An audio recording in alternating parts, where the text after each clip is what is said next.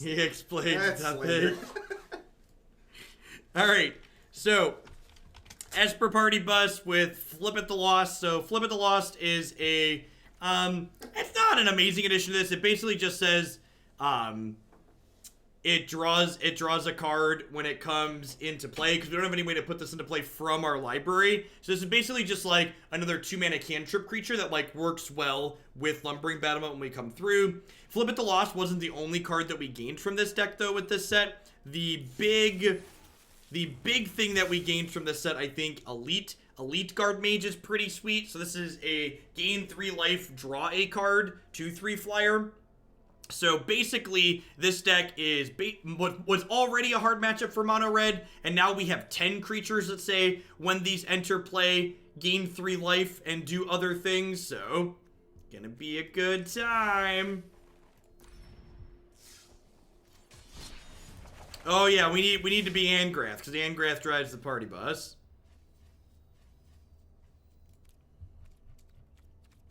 Or Rakdos. Rakdos is the party bus driver. Rakdos is the party bus driver, not Angrath. You confused me.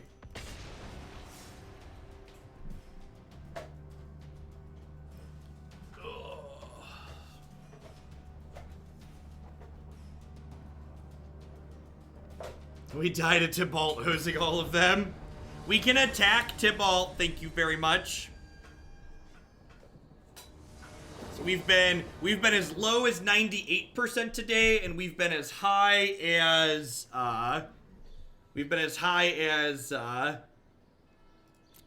100 or so. Yeah, sure.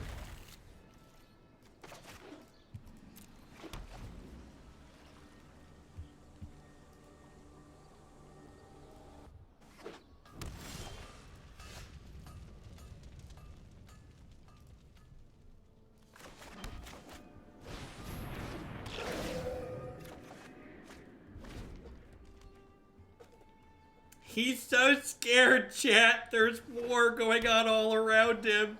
He just doesn't know what to do or expect.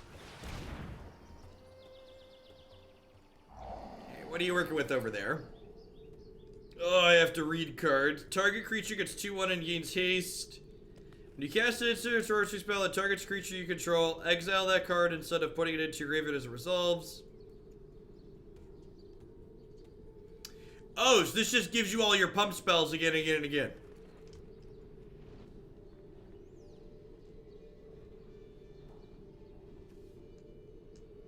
I don't have a way to kill that right now, so we're gonna get rid of it. That's probably fine. I'll get to curve Bell-Haunt into Vampire next turn.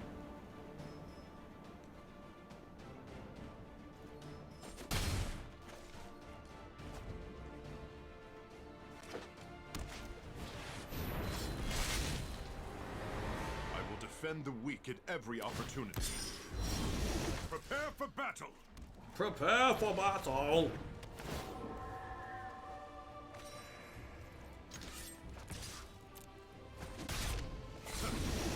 You fight dirty.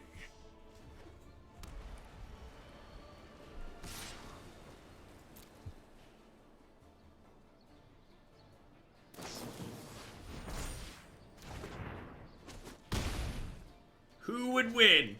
One incredible planeswalker or one lost little boy?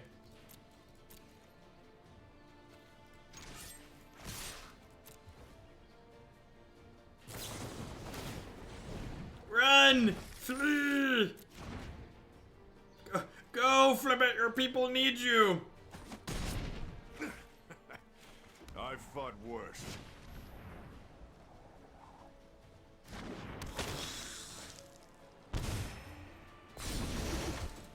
So I got Taker plus Siren's Ruse here. Maybe you cast a spell that targets it, put a 1/1 counter on it, and then scry. Alright. I believe in you, friend. Indestructible, yep. No blocks. Ain't nobody got time to block. Wow, that's really good.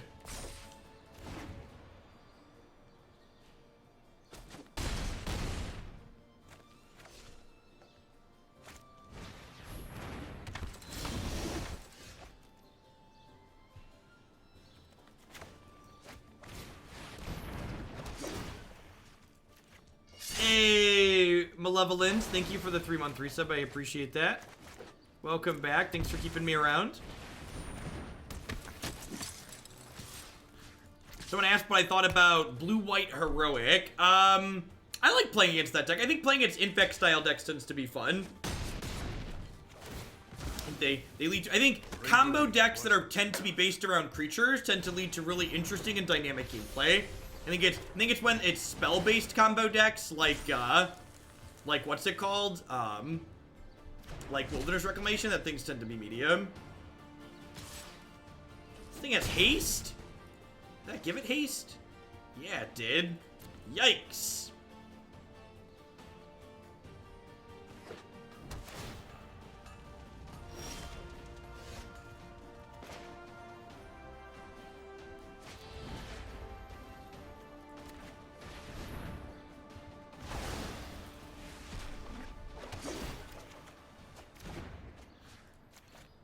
Hey, Straight Jacket, thanks for the Prime support. Hey, appreciate that. Welcome, welcome, welcome back. Thanks for keeping me employed here. Is this deck a meme or meant to be real? I don't know. What's your definition of real? We win more than we lose with it. You made this? I made this. One of the things I really like about this deck is while this deck has an infinite combo in it with the party bus, it's just like a collection of like okay creatures and spells.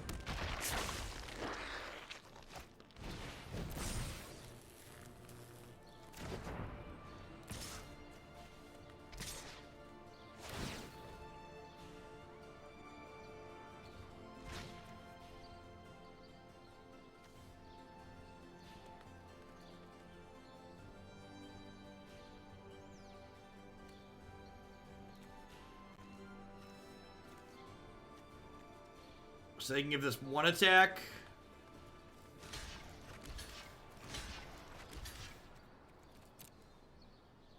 I'm not brave enough to play Vampire Sovereign.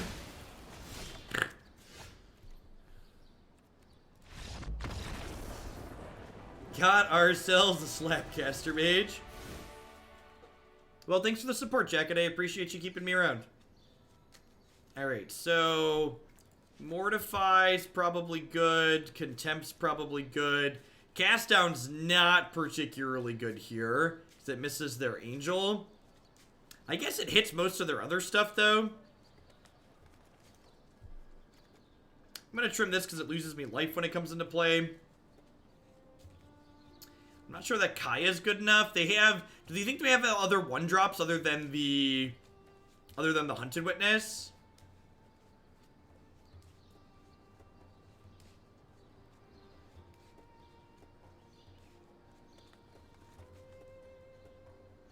So it turns out the party bus is just a giant conga line and everybody wants to join in. I could see Moment being good. They do have like 2/2 hasters and stuff like that. Not exactly what I want to trim. Maybe Vampire's the worst of the bunch. It's expensive. Let's try this.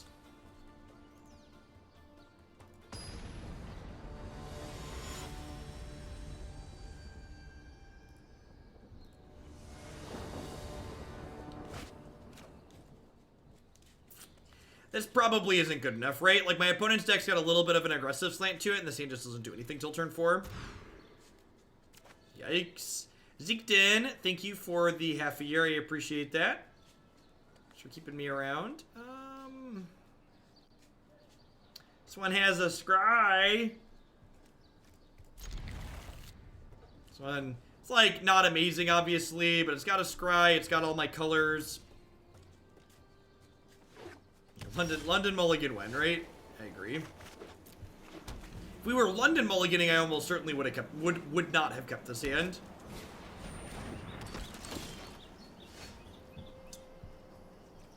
Dick Tug, thank you for the 7 months. I appreciate that. Alright, I have a Contempt for that one. To aid in the assault. Share in my light. I mean, that's a 2-mana spell, but not one that we can play proactively. Tofu Cow. Haven't been around lately since I got a grown-up job at the credit union instead of managing escape rooms at a dying company. Definitely lost out on my Jeffy V. Well, I appreciate you cashing the Prime back in this way still. Hopefully the YouTube stuff is keeping you up to date. I am not quite indestructible. I am not quite indestructible. That Gideon seems really good. So we're taking at least 7 here, possibly more.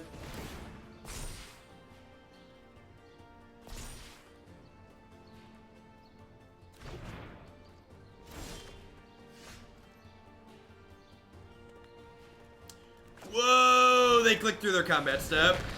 Yikes! Yikes! The old clicked through combat. Okie doke.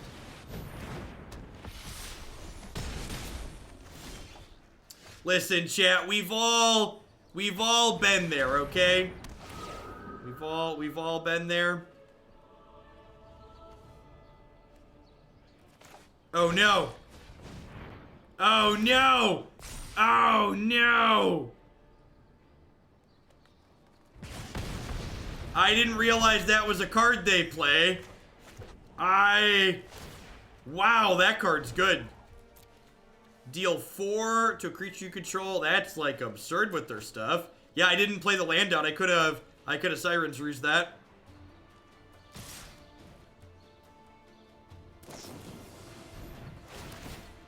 I think they're gonna have missed their combat step, but it's just not gonna matter.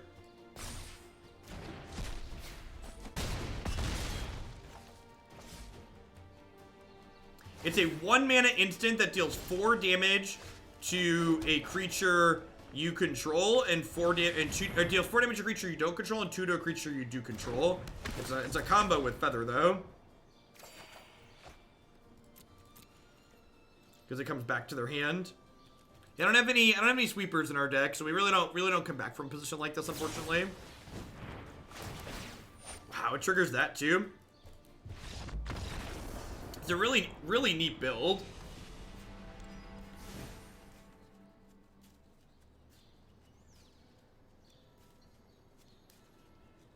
I think I'm happy with how I sideboarded. Just like need a hand that has spells in it. Opponent made a pretty bad misclick there and it just didn't matter.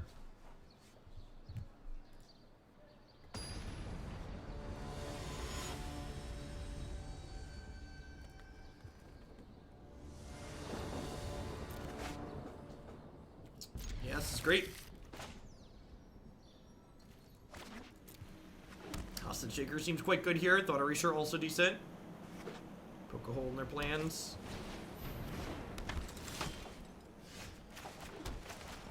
Tap land plus second 2-drop. Pretty reasonable.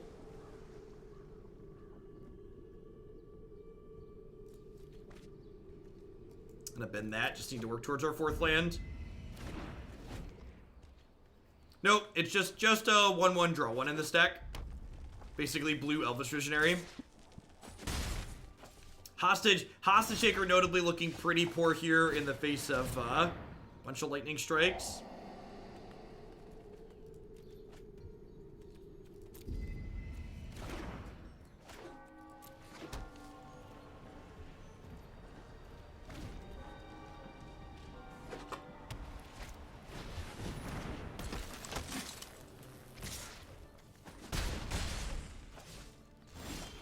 Target creature gains indestructible. Yep.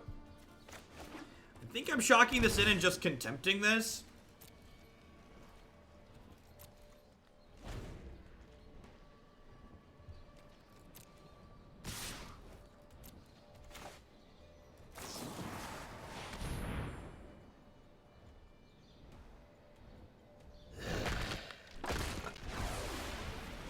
Notably, indestructible does not prevent you from getting exiled. We're in a pretty okay spot here.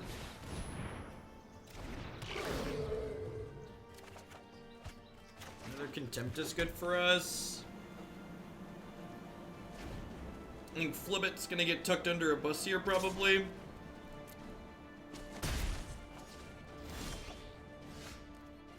I as I can hostage taker to bait a lightning strike. Because if I play a bus out here, they just like double strike it in response. But now like this gets a strike out of their hands. That way like the bus comes down next turn. It's gonna get to exist as a 6/7, which is nice.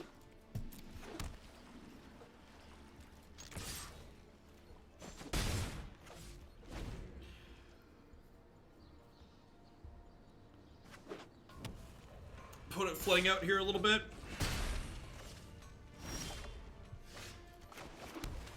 Attack before we load up the bus.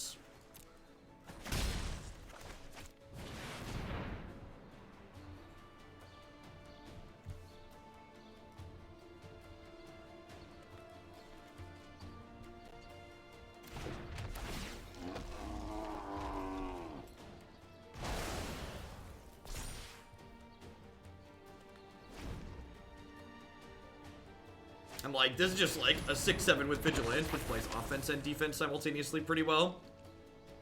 If they can give this an extra power, they can flashback the Lightning Strike, but this doesn't have haste, so... I guess they semi-sprint it. Okay, yep.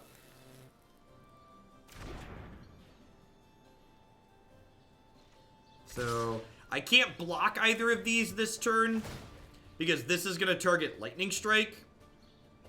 Although it's a little awkward here too now, right? Because like if I don't... Oh, they're targeting sprint. I guess that makes sense.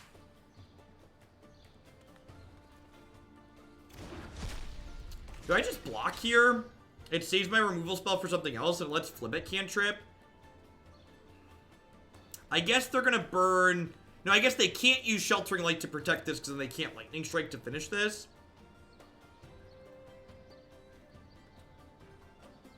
I think that's fine, though. Mostly because the Fblthp's going to cantrip for us.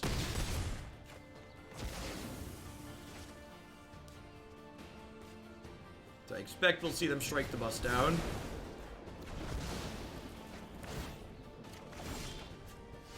That's pretty good.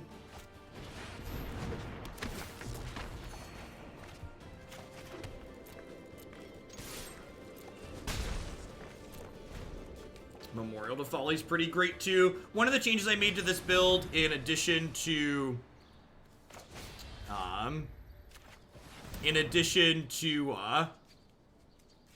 adding some of the new cards, I went up to a 26 land as a second Memorial, because like getting back hostage takers and buses is just so good in the late game in situations like this.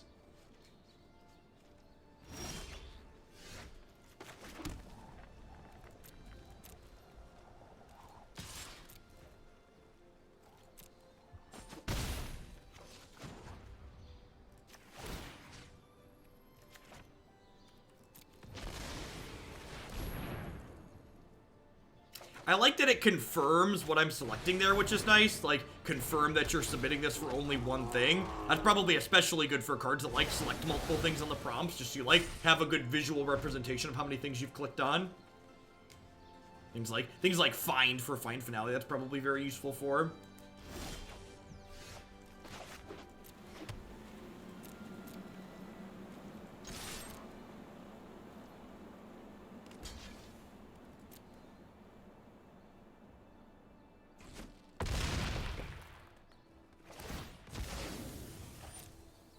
Yeah, utility lands in general are great, right? They, like, help your mid-range deck hit all their resources early, but they help ensure that you don't randomly flood out in the late game.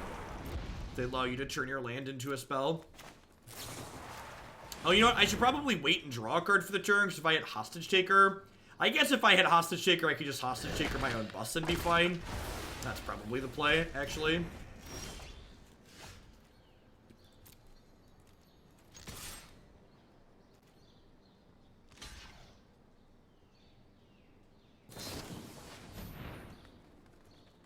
When I become Party Bus CEO and not just driver, I promise I'll upgrade it to have trample. Alright, let's take the last card out of your hand, shall we? I'm back up to 23. What's the worst that could... What else could go wrong, aggro deck?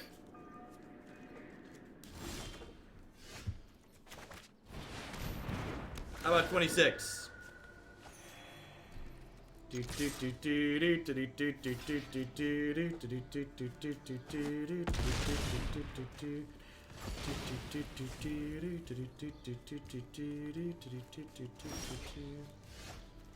Teferi's... I don't know what Teferi's Time Twist does.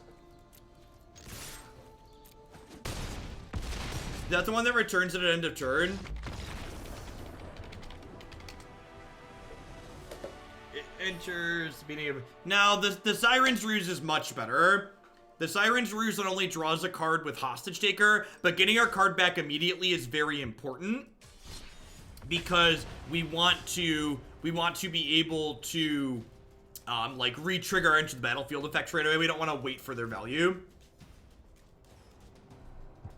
So you're right that it doesn't have an impact against sweepers, but it's much better in all the other situations for the most part.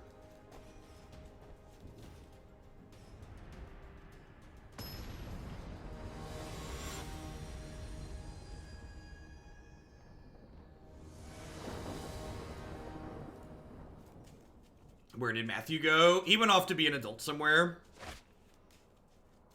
We're currently playing against the person who's ranked 17th on the ladder. Let's see if they like our wild ride. Wow, we're 187? How'd that happen?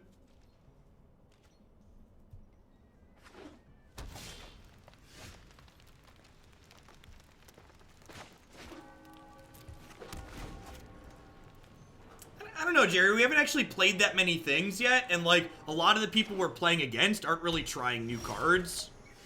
I don't know that I really have a good beat on that. I don't even think that's true, Tom. We played against like a lot of like just like red aggro, white aggro, reclamation. We haven't played against a ton of people like trying new things.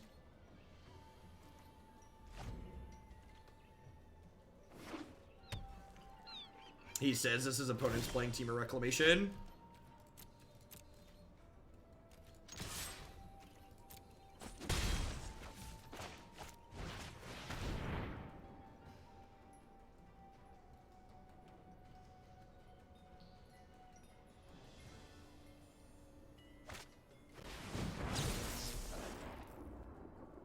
Brutal.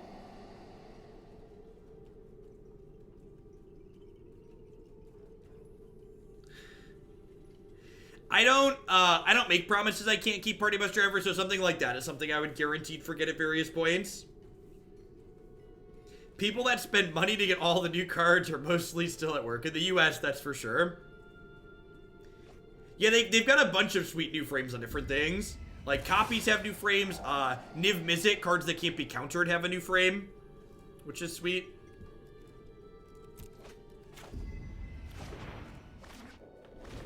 I think my next turn is going to be, we're going to curve, like, attack with Flibbit into, like, Hostage Taker my own dork, into Lumbering Battlement my Hostage Taker.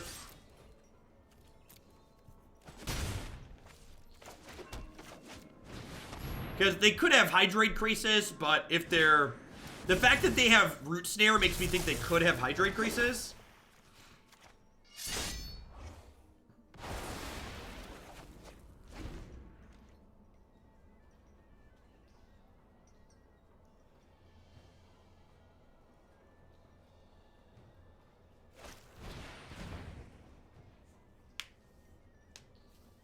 What ways are there to get the Homunculus from the deck? I think it's just, there's 0 in this deck, but in the format, there's Vanafear, and there's the 2-mana not Eldritch Evolution, the big green sun.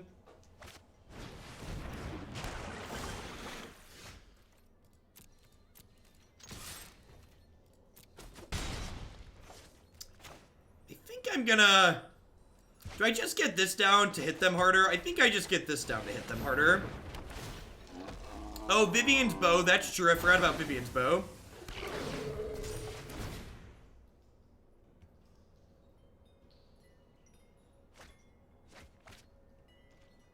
Alright, so that makes us infinite, right? So I can draw my deck.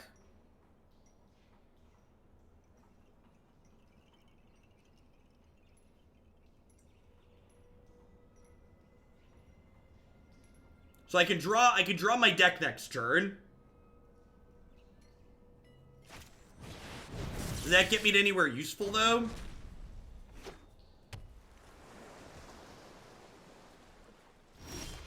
I don't have the treasure guy anymore.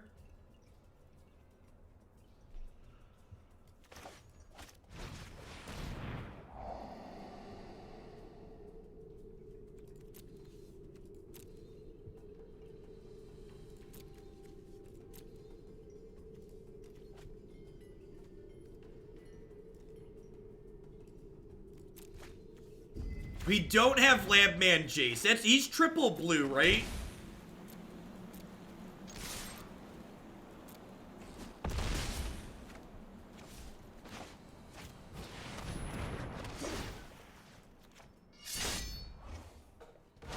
I don't think we can afford a triple blue card.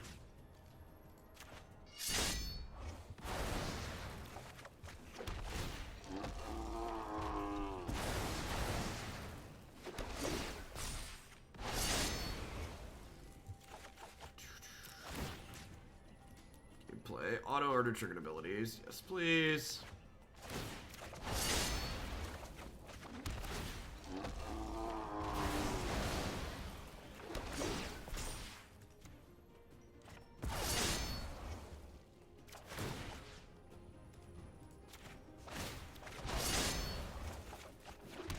It is a lot of clicking. You're not wrong.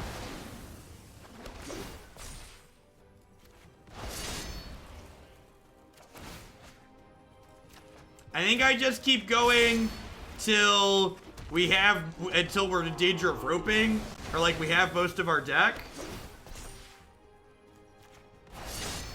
We ideally want to get to the vampire, because I have this, so we can break this loop up at any time. So I can trigger flip it as many times as we want and draw a card each time.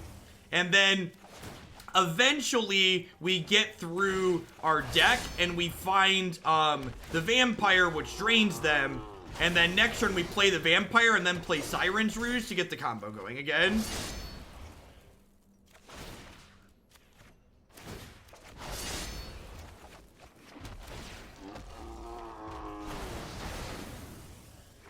Will you actually rope? I have no idea, actually.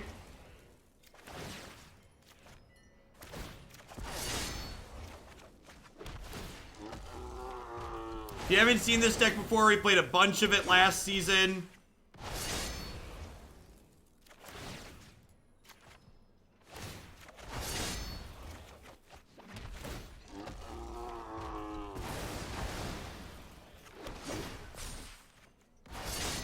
This is a Reclamation deck. So normally I'd feel a little bit bad, but they're playing Reclamation, so screw them. We want to stop the loop when I have the vampire in my hand.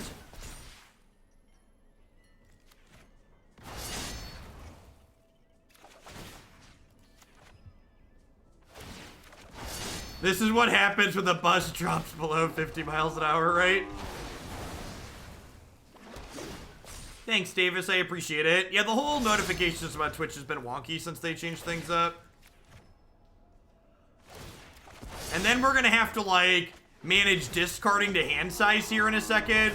That's not going to be pleasant. Hey, Violet Journey. Thanks for the 3-month resub. I appreciate that. Welcome back. Thanks for keeping me around. Hope you're having a fantastic Thursday.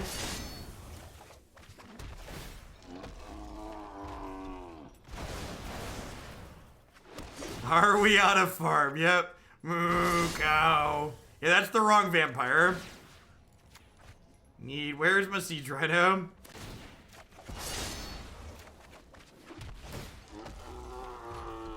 Hey, Turtle Greg. Thank you for the very generous tier 3 resub. I appreciate that. Catch you live for Once Hello from YouTube land. Well, thanks for keeping me around making YouTube videos. Or Twitch that turns into YouTube more specifically.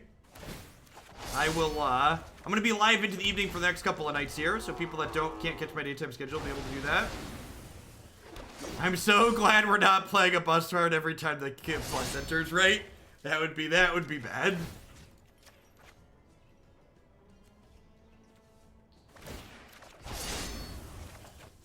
The client's lagging here a little bit, believe it or not. All right, there hasn't been a vampire in the top half of our deck. We're drawing until I find the vampire. We stop when I hit the 3-4.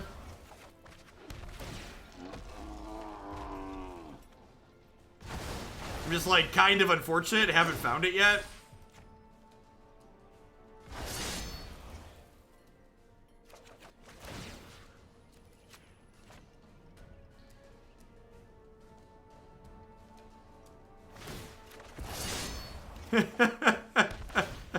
Dang it, Shuffler. Why are you so flat, Shuffler? Give me my vampire. Give me my vampire, flat Shuffler. Their Azcanta is not flipping next turn.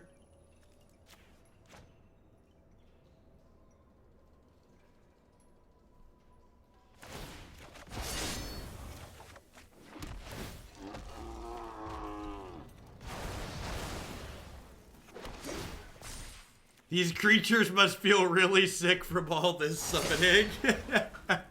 See, in paper, this is one of the things where paper is much easier than digital. In paper, you just describe what you're doing, and then you draw cards until you no longer do that thing.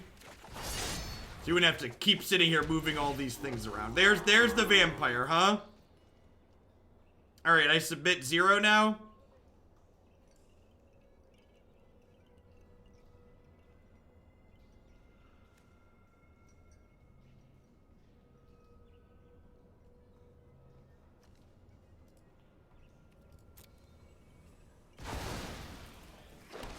Okay, I'm gonna submit 0 on this one. Oh, this one has to take something. He'll take flip it. All right, I have to discard 14 cards.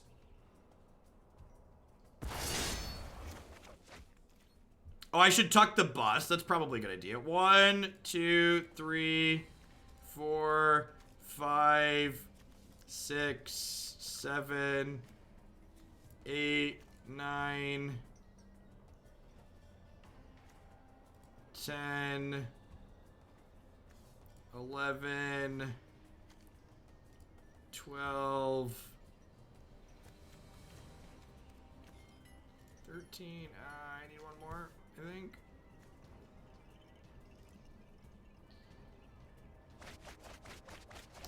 Sorting out what's in your hand is also easier in paper.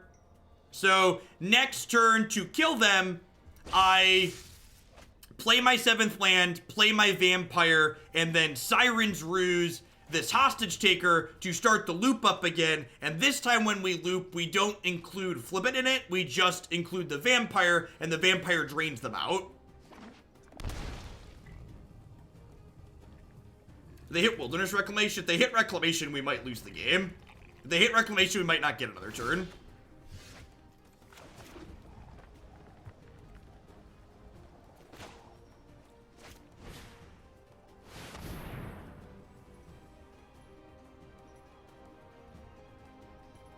I was just trying to sort through my hand, Evan. These are kind of backup combo pieces in a way. And I actually didn't discard any buses or hostage takers. You're right, if I was playing in paper, I should probably draw until I have a backup bus or hostage taker.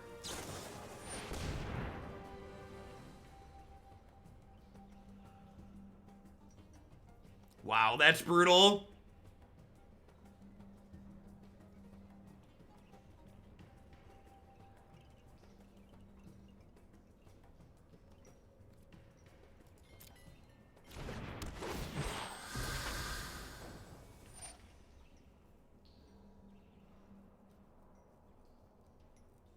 Yeah, the problem is I'm probably not going to get a turn here.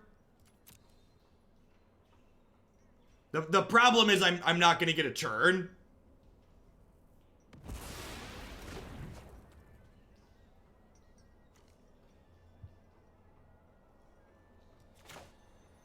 Yeah, I guess I just do this.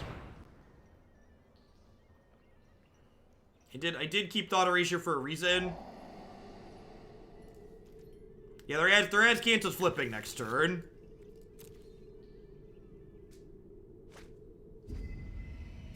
I don't have mana to Mortify Azcanta.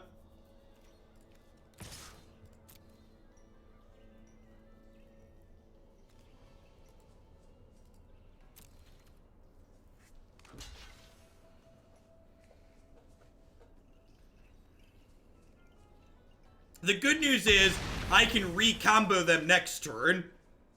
So next turn, I can start looping Flip It again, and then draw to the vampire. No, I'm short of mana to combo them next turn, right? And they drew Wilderness Reclamation off the top.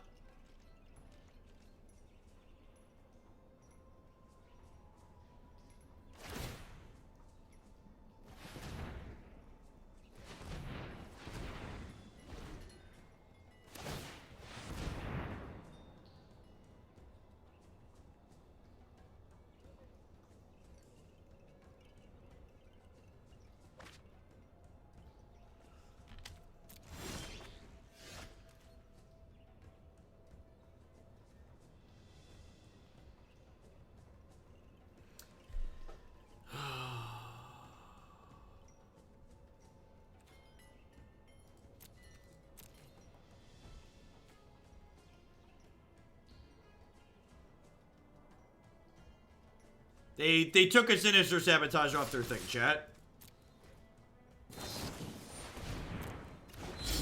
I should have kept another Thought Erasure.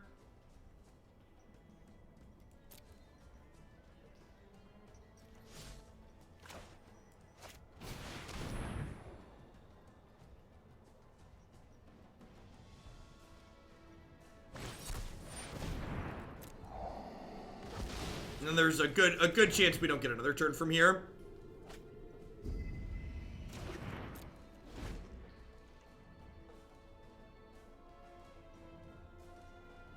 Oh, I could Mortify now. Yeah, that's true.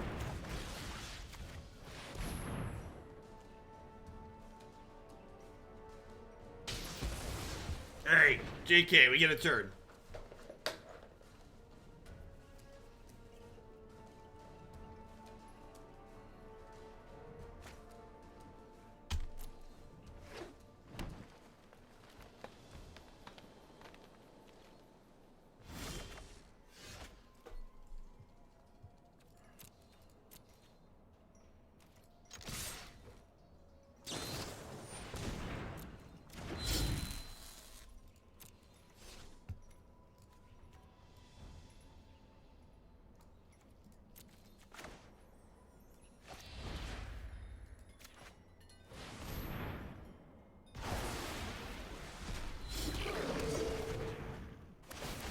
No, I don't have enough mana for that, Tom.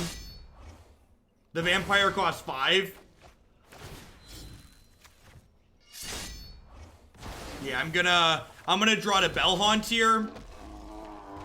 Bell-Haunt is what I want at this point. Yeah, but chat, once I stop the loop, I need 2 mana to restart the loop to fully combo them with it. So I need 7 mana from here to kill them.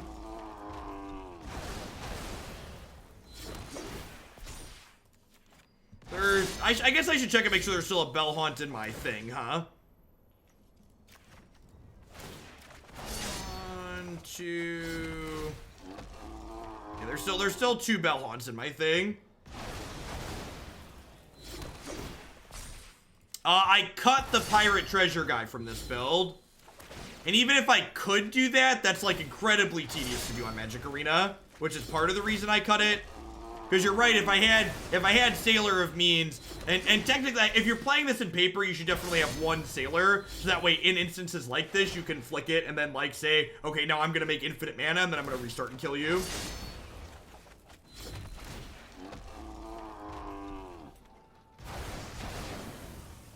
What's Sky Marcher? Sky Marcher's not a card. Do you mean the Elite Guard? The Elite Guard just draws a card.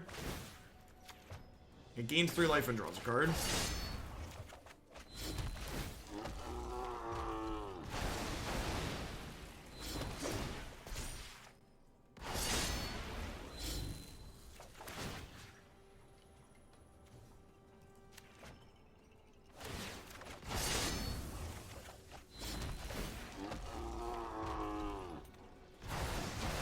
No, we're not playing that card. I think that card's much worse. Like, that card's not constructed playable. And, like, obviously, the Vampire Sovereign is, like, not super constructed playable, but it's more constructed playable than that.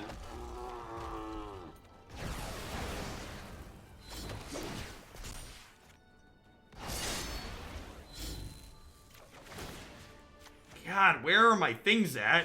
Because I need the Bell-Haunt. So that way I can take this Nexus of Fate out of their hand.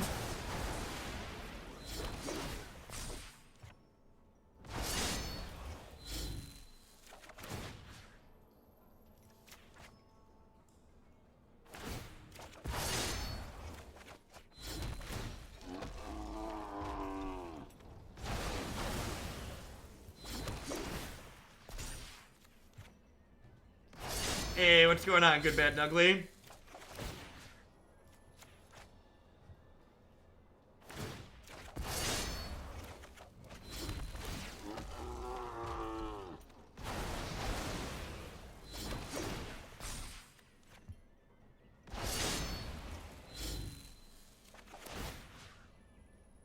Do I have another Thought Erasure? I don't think so. I think I discarded them last time. There are 8 cards left in my deck.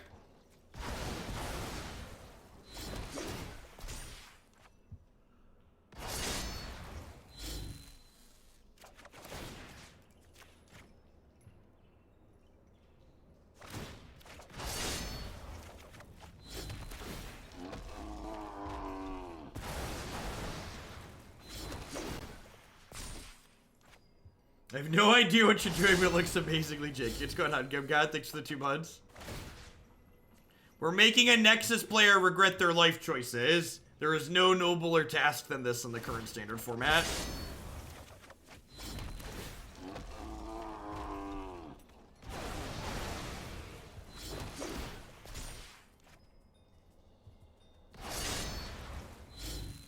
They haven't conceded because they're not dead.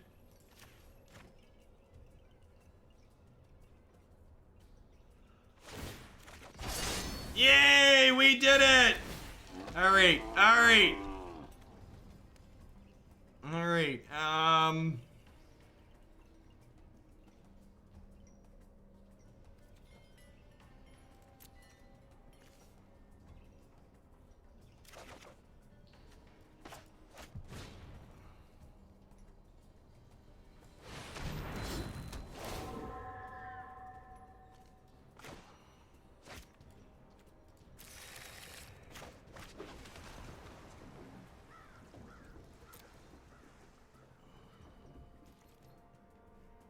yeah, do I want to draw Step Haunt? I don't know.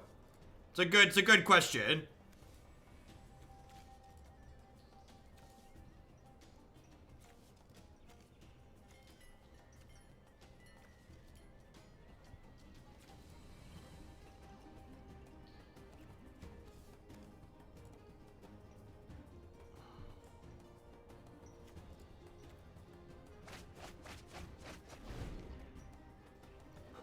Do I draw Step Haunt? They get to just Chemisters Insight? I have two Familiars Ruses though, or Siren's Ruses.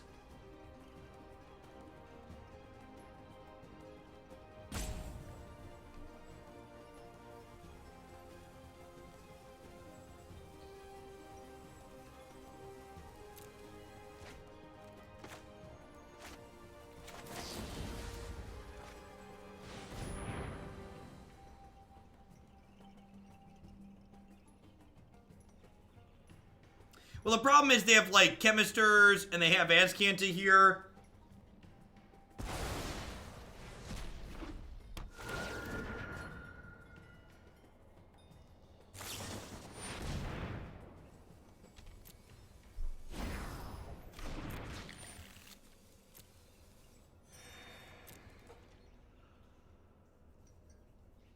Oh yeah, I could get looping and stack the trigger a couple of times, but the fact that they had Nexus means it just didn't matter. Nariki, thank you for the 10 months. I appreciate that. Welcome back. Thanks for keeping me employed here.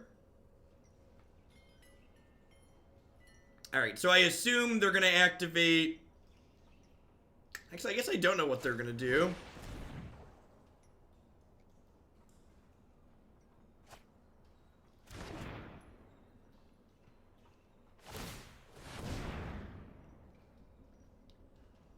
Yeah, they need, like, land reclamation, right? Even that might not be good enough. Capital Arc, thanks for the 2 months. I appreciate that. Welcome back. Thanks for keeping me employed here. Yeah! Dirty, dirty Nexus player. Ooh, yeah.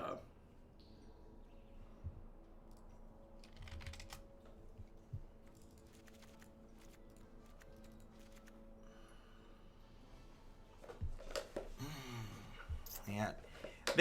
That felt good. Duress and Mortify 4 are great. I agree. I think Bell-Haunt's actually not that good here. Like, I know making them discard is kind of cheeky, but I think I'd rather have my ones that draw me cards, because they draw me through once I start comboing. I think they tend to have, like, the opponent's deck tends to have, like, extra bad cards they don't mind discarding.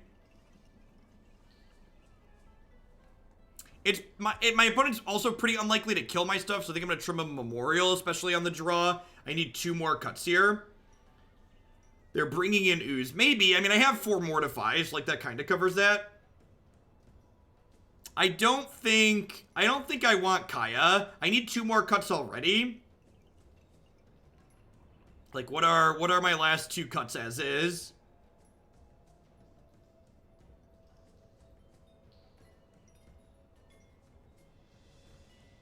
Is it just Guardmage? Leaves me 9 things that draw cards. Spyglass shuts off their search for Azcanta.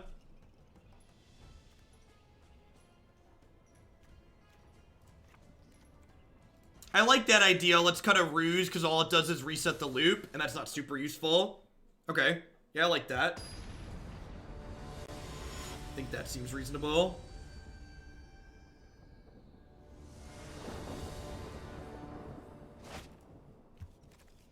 Sure.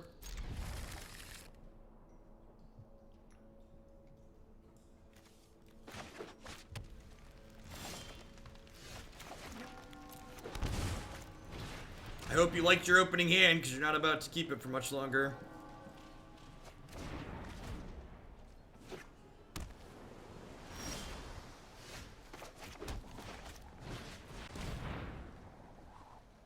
This will get... I wonder if I'm supposed to Duress just because they have negate here.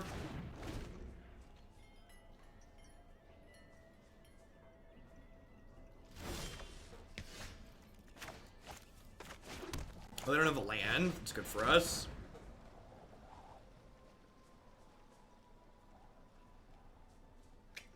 I don't know, Nivik. That doesn't sound particularly competitive.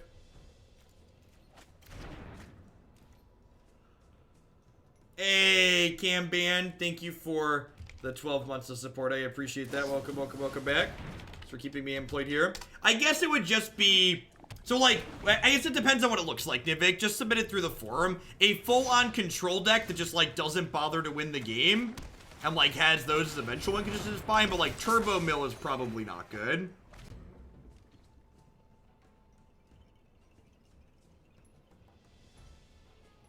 All right, well, we've got two of our 3 combo pieces here.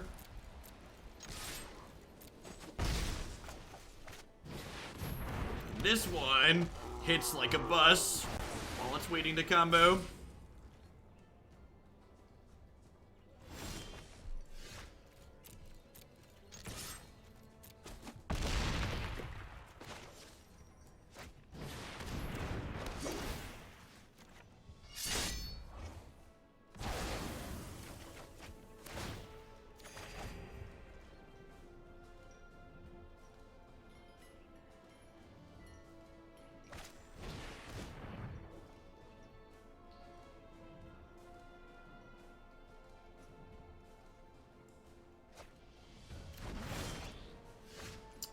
Including Jace in the gate shell does actually seem pretty sweet. Because the gates is a deck that, like, gets close to milling itself out with some frequency anyways. I don't want to Thought Erasure them here because they'll Expansion Explosion it back at me.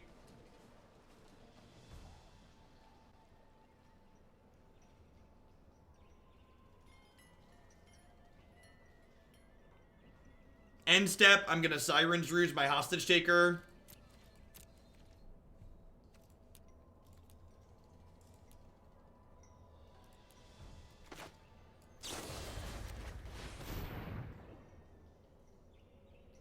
Get my bus back. Tuck some friends under it.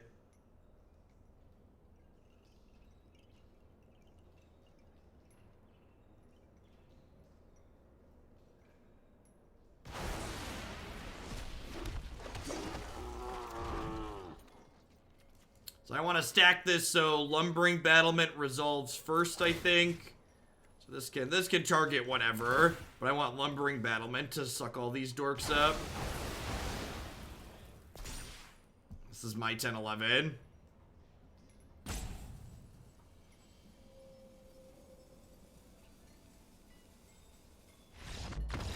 Yeah! Yeah, this is probably why this is one of my favorite memes. Is because it can beat Nexus of Fate. The Reclamation decks tend to beat up juicy memes. Not this one. How are we doing, folks? Welcome, welcome, welcome. Good morning, good afternoon, good night to everybody wherever you're at in the world. Thanks for dropping in here today. If you're a new viewer, my name is Jeff Hoagland. I'm a full-time streamer and content producer here on Twitch. I'm here playing Magic 30, 40, sometimes even 50 hours a week. If you enjoy standard best of 3 constructed, this is definitely the channel for you. We play a ton of different decks here. Usually, I change decks every 60 minutes to 2 hours or so you get a lot of variety. As always, I'd like to give a shout out to my wonderful subs. I wouldn't be here day in and day out without their wonderful support, so thanks to all of them for keeping me employed. I'd also like to plug a couple of my wonderful sponsors here really quick. The Nerd Rage Gaming Championship Series is a $5,000 cash tournament series that happens every single month in the Midwestern United States. If you can't make it out to the Midwest to play in one of their standard, modern, or legacy tournaments, be sure to check out their streaming coverage as well at twitch.tv/NRG series. BCW Supplies are the only ones I trust to protect my very valuable paper Magic the Gathering cards. Using code Jeff10 at bcwsupplies.com, you can save 10% on sleeves, binders, deck box, and all sorts of other fantastic gaming accessories with them. Neo provides wonderful candy-flavored protein bars. Using code Hoagland at bit.ly/HugoBar, you can save 10% on all of your orders there with them. And of course, I'd like to welcome everyone out there to Hoaglandia. You know, there's a lot of great people making a lot of great stuff out there, and I appreciate you choosing to spend part of your Thursday here with us. Everyone's having a fun War of the Spark release day. You missed Reclamation. How'd it go? We won both the matches that we played, but it was kind of boring, so we moved on to something more fun.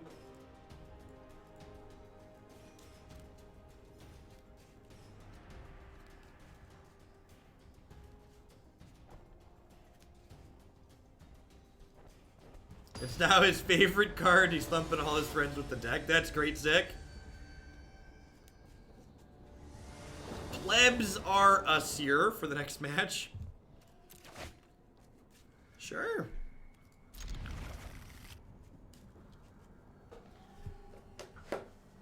This deck is like tribal elvish visionaries. It's great.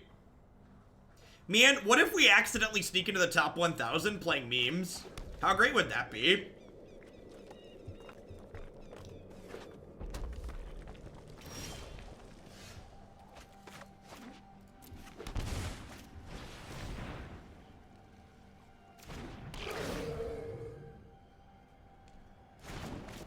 Wow!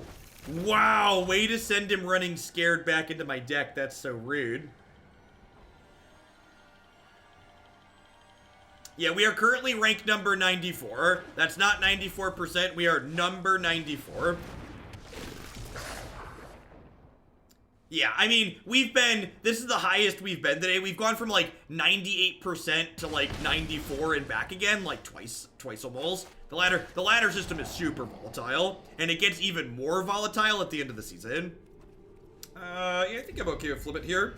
He blocks a 2-1.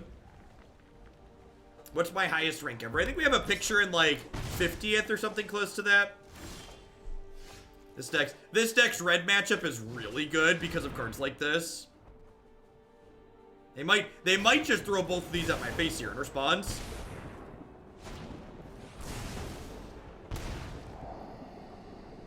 Yep.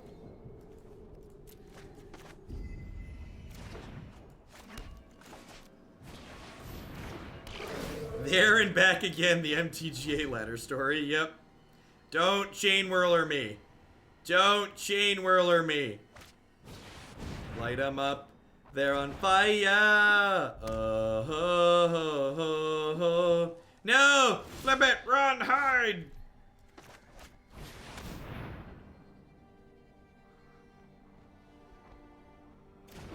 So, I've played the Bell-Haunt rather than this because they have a deal 3 sitting over here. Opponent very cleverly recognizing what deck we're playing and choosing to play the mountain out of their hand because they know we have Bell-Haunt rather than playing the land from the light up the stage as a heads up play by them.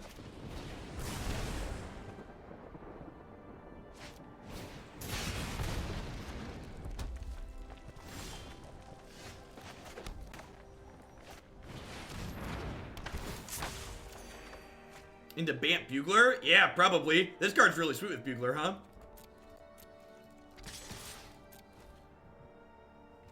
You know, I'm actually not going to make them discard. I'm just going to go ahead and pass here, I think. I think I'd rather use this on here.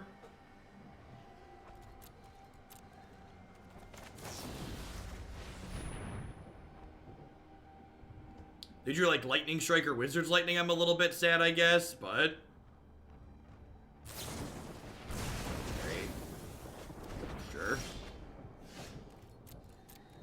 I have a Memorial to Folly in play.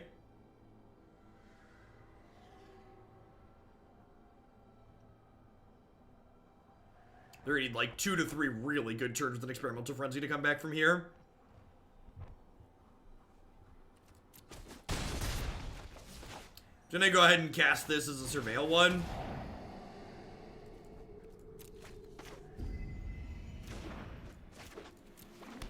Just like turn 7 and we're at 12 and have 7 power in play.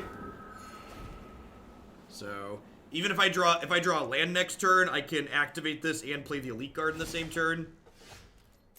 We've had a lot of game 3s, yep. Snorlax, thank you for the Twitch Prime support. I appreciate that. Welcome, welcome, welcome back. Or welcome. That's a new one. Thanks for keeping me around. You have a shock? Sure.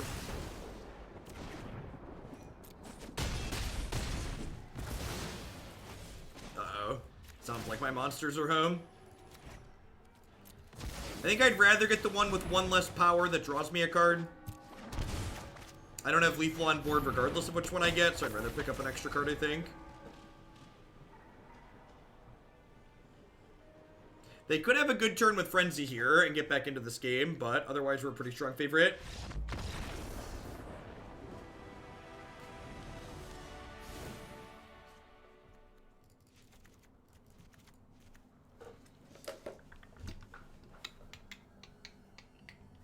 Have we explored Grixis Amass cards yet? We've not, but I've got a Grixis mid-range deck that plays a variety of Amass cards that'll be probably coming up tomorrow. I don't think we're going to get to it today. I think we're only going to hit the ones in the title today. Dusk Legion Zealot is a super easy cut here. Some number of Sirens Ruse is probably not an unreasonable cut.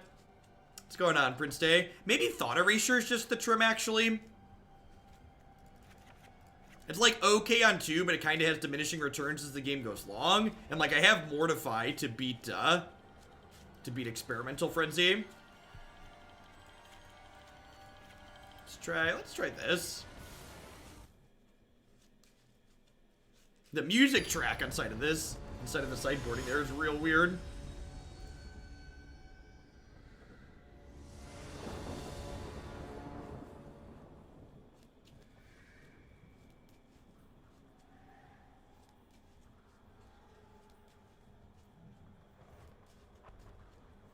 Stream Decker's down. Pythreon, there's no fix. Stream Decker's having bandwidth issues from the popularity of the set release today. So you're gonna have to wait until their services restore as normal. I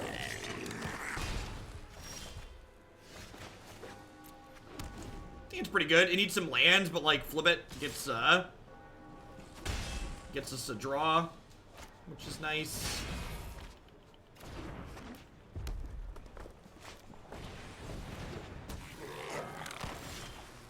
The pink is, in fact, mostly gone.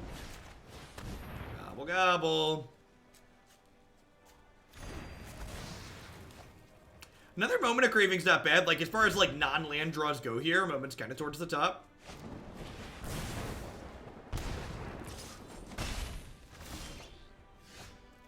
I just want to prioritize using this here rather than... I could, like, play this and try to hit a land, but I think I'd rather just get my Craving off.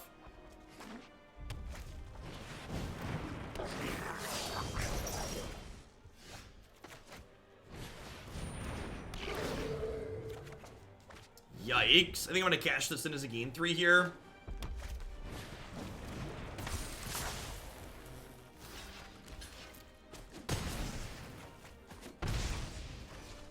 What's going on, Osby? Land! Remember that time we kept a 2-lander on the draw on our 26-land deck? Alright, deal. Deal Reno.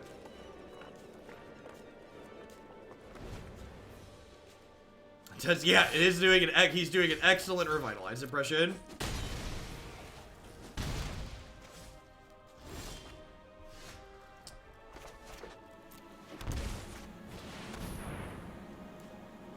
We could eat 6 here in response to this. That would not be ideal, but it is what it is. If we eat 6 in response, we end up at 8. Wow, they're killing her. Holy crap. Yeah, gain 9 resolves. Gain 9 resolves.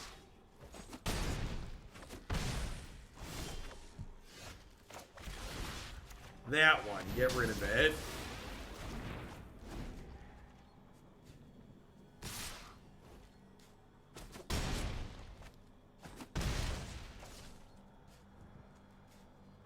Did you draw a risk factor? My deck's really good at gaining life. God, they actually drew risk factor. Woof. I had to open my mouth, yep.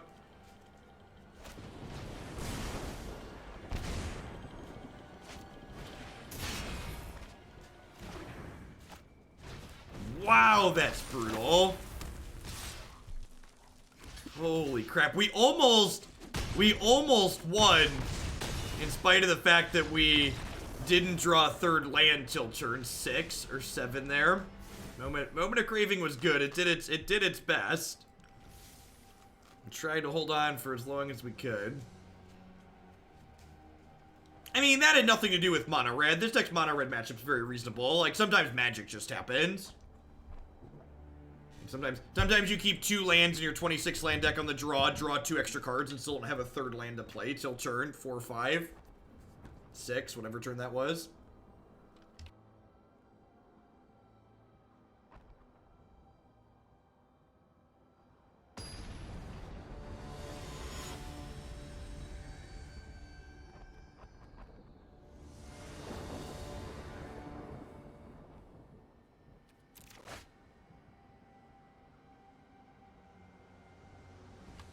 Huh. This is probably a mulligan. Just doesn't do anything fast enough. Doesn't have a guaranteed third land. Missing a color. Okay. Yeah, this is fine. Oh, that land hurts, but it's better than missing. Yeah, I did stop using my Racer Kanban. I gave it what I felt was a fair shake, but it's just, it's not quite as good as my more expensive office chair. My office chair that I had previous to the Racer is like a price tag like 2x, like a little under $600. So, unsurprisingly, the more expensive product is a little bit higher quality.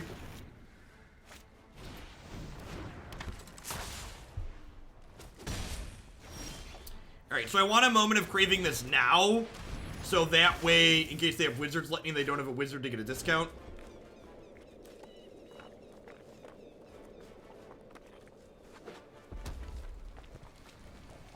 Next turn, we get to go land Bell-Haunt, get back up to 20-ish. Card out of their hand. Now, one thing that is a little annoying here is that if I play... do I play the Bell-Haunt? I think I do. The Bell-Haunt can't block the Chain Whirler because the Fanatical Firebrand will just kill it. Would I recommend the Racer Chair? Yeah, I think the Racer Chair is a very reasonable quality for the price tag.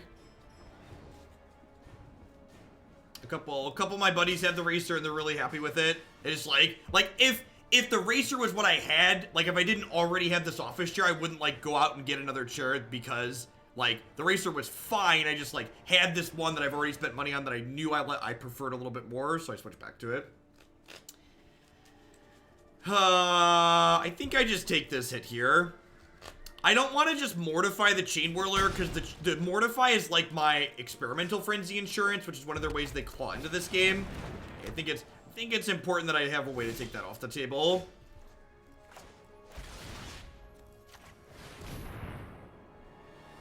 Yeah, the Racer was, I didn't pay for the Racer. The Racer was a sponsored product, because they're one of the Tempo Storm sponsors. So that's why I got the Racer, even though I've had this office chair for a while. I use it for a couple of weeks. It's fine. It's just not as it's not. I'm gonna stop talking now. Right, we're in an okay spot here.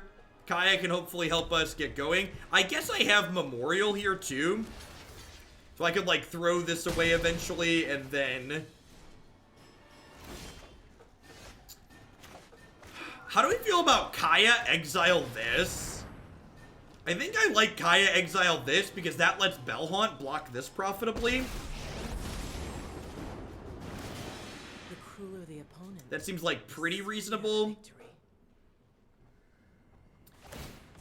So they have a deal 3 in their hand, so we're going to see a deal 3 here, and then Kaya's going to get killed by Chain Whirler. And then, like, we're almost at parity here, except I have the Memorial to pick Bell-Haunt back up. And then, like, if we hit, like, my Elite Guard, for instance, like, I'm immediately in a good spot because I gain 3 and gain a little bit of velocity, too. Of course, they have risk factors and frenzies, too, so they have good draws in their deck as well. Unfortunately, even if I play the Shockland untapped, I do not have enough mana to pick up the Bell-Haunt and play it this turn, so you just pass.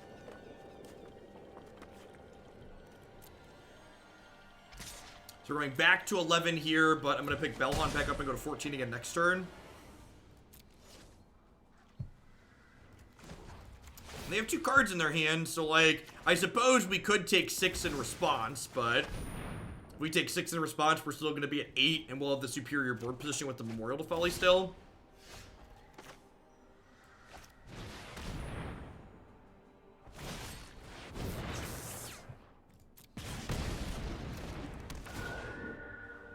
I think I'm at a high enough life, so we'll just take that hit now.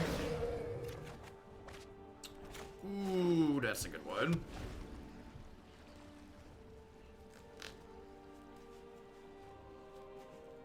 Worth noting, I can't get them inside of their draw step until they don't have the risk factor anymore, though.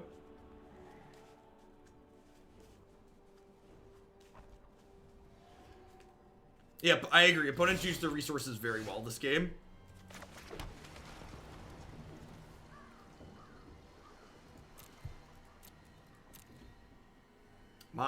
My problem this game has been, well, 1, we've drawn over 50% lands, but 2, I haven't been able to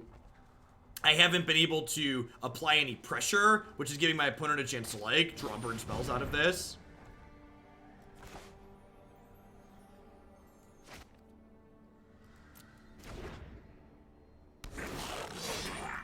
Yep.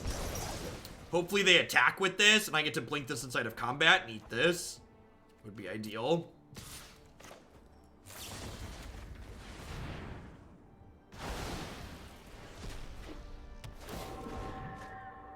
Back up to 12. Wow.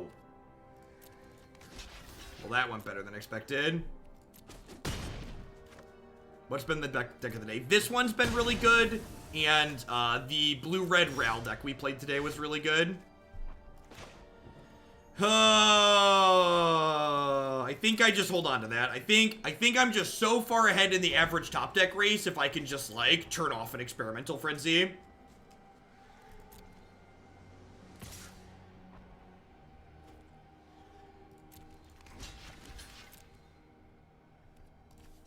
They discarded a Steam Kid. Sorry, I forgot Deckmaster's off today. They've been to Steam Kid.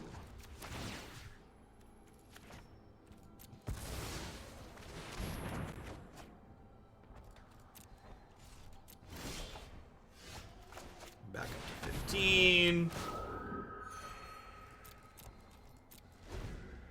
Alright, and this lets us kill this while keeping our... Alright, so now we're kind of at parity, but again, our deck just has better top decks on average from a position like this. Like that.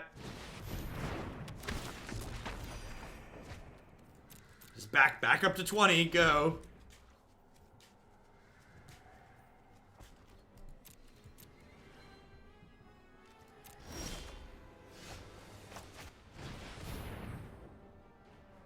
If you want a deck that beats both Mono Red and Wilderness Reclamation and is incredibly sweet, this is definitely the one for you. Hey, Death Apparatus. Yeah, we're going to be running late tonight, tomorrow, and Saturday for the new set, so.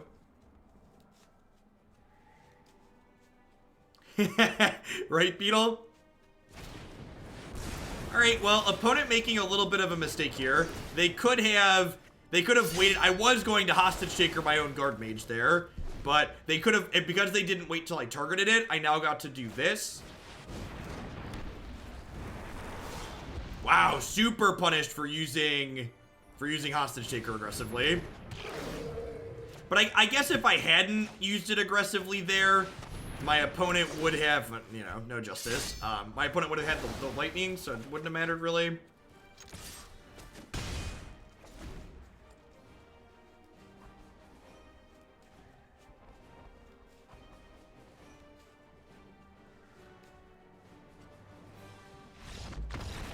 Sweet. Party bus driving up the ladder. Gosh. If we win the next one, what are the odds I can sit on my rank through the end of the season?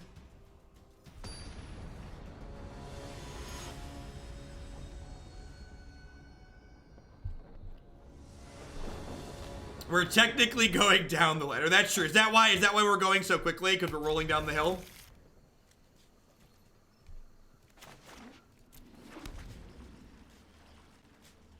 Slim to none. I mean, theoretically it should be easier. It should be easier to finish at the top of the ladder this season, right? Because there's like 1,000 less people who are competing last month that like already got what they want. It might be right to keep my second black source there.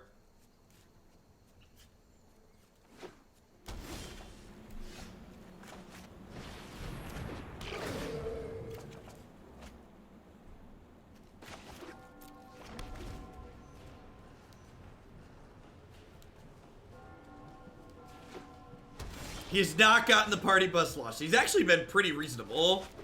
Having a cheap card that just like draws us a card's been a solid upgrade.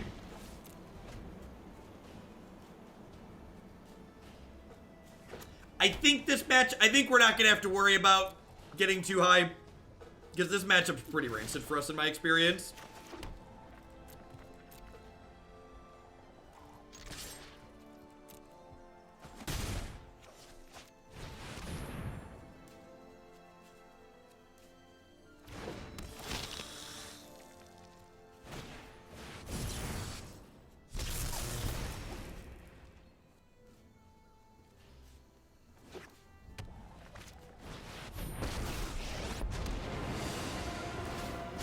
Keep up the pace.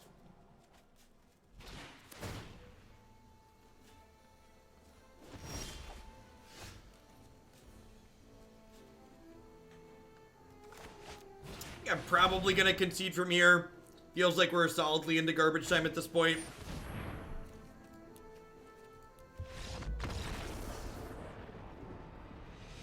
Hey, Shady JB, thanks for the 8 months. I appreciate that. Welcome back. Thanks for keeping me around.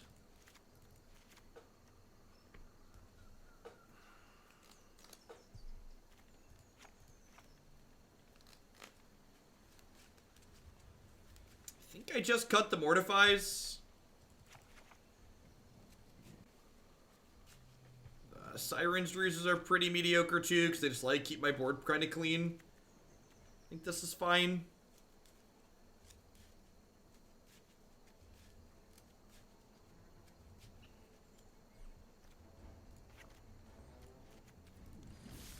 I'll keep the Vampire to keep my threat density up.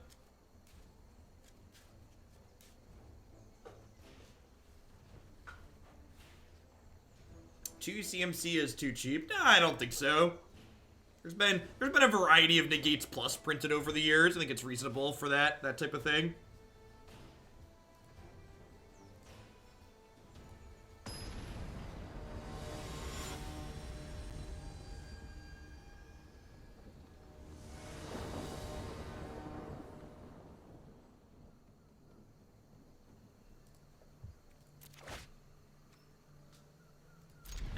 You have always been a new format specialist. I remember things like White Black Control and BFZ, SOI Standard, and White Youth Opters by Network when Kaladesh released. If there's any season you'd likely to top 1,000, I expect to be this one. That's fair. Yeah, I think my average finish playing like week 1 Standard Opens is like top 32. I 16 and 8 at a variety of them for sure. Those are cards, I guess. Huh?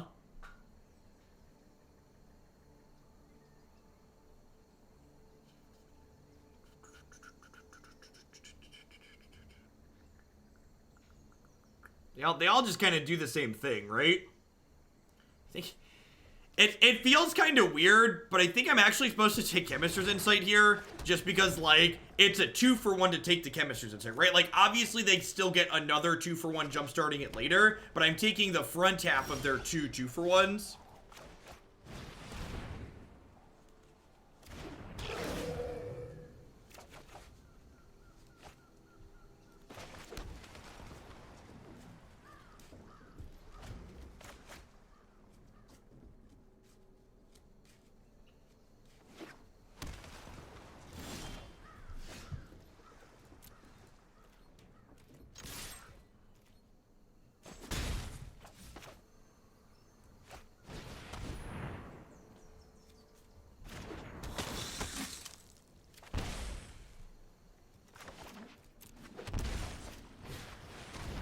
Alright, what you got?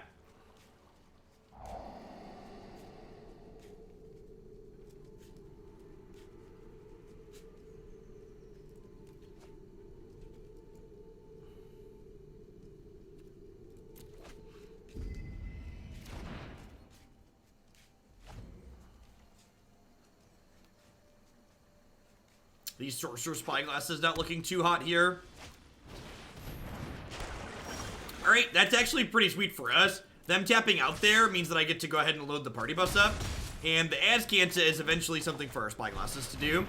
We'll name Azcanta the Sunken Rune. One thing that always comes up when we play Spyglass against Azcanta is it's worth noting that the front side of Search for Azcanta here is not an activated ability. It's the back side searching for a card that you turn off with Spyglass. The easiest way to tell if something's an activated ability or not is if you see a colon in the card, that signifies an activated ability. To the left of the colon is the cost, and to the right of the ability is what you do after it activates. So, like, they need to kill my 8-9 here, but then my 8-9 is going to draw 2 cards, so, like, sign me up.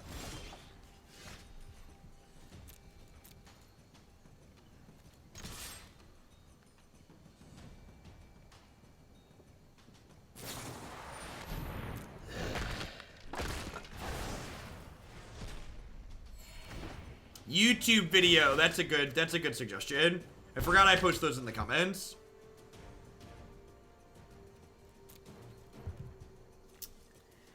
So if they have a land, they can mission briefing Kaya's Wrath me.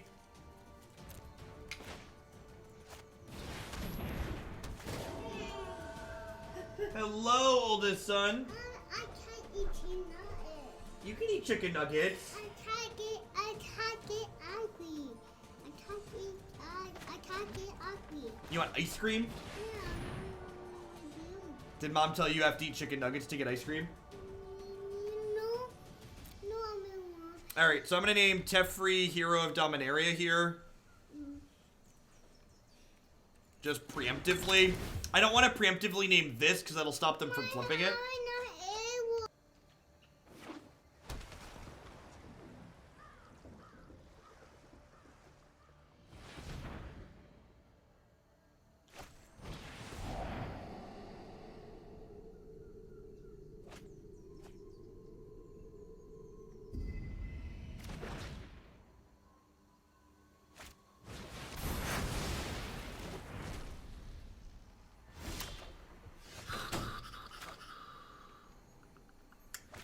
I do this first.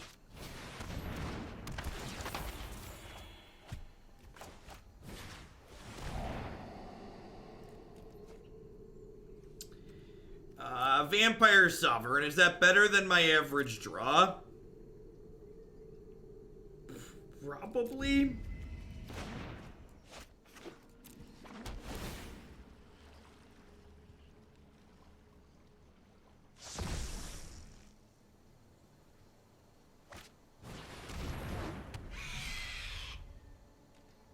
Yeah, it's just there as a combo piece, Hippity. The wall that mills is an interesting suggestion.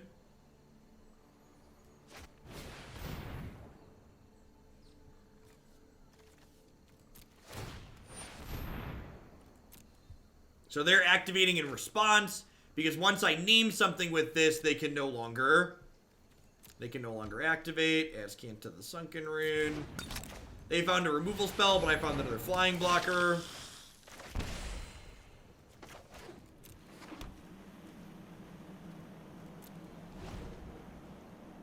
I don't know, I've just been happy-ish with Vampire Sovereign against things like the other mid-range matchups. Like, this is another card that, like, makes mono red's life hard, etc.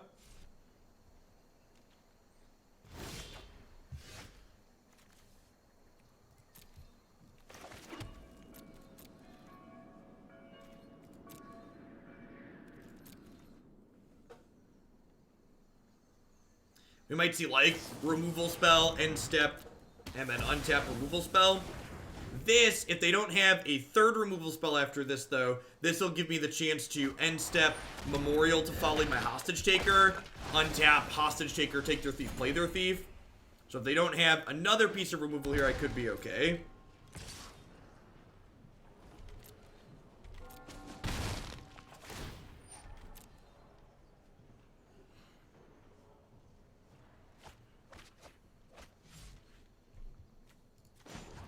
So if they have another removal spell here, we're going to go ahead and concede. But if they don't, they might still be in this. I guess they can have a counter spell too, theoretically.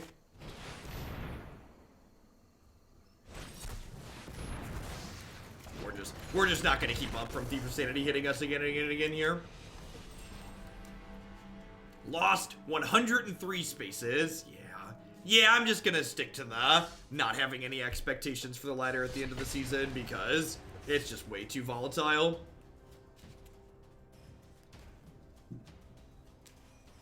Yeah, it's like, I don't know that I think calling it playable might be a stretch, but it's like playable adjacent for sure. It's like really close to just being like a straight up playable card.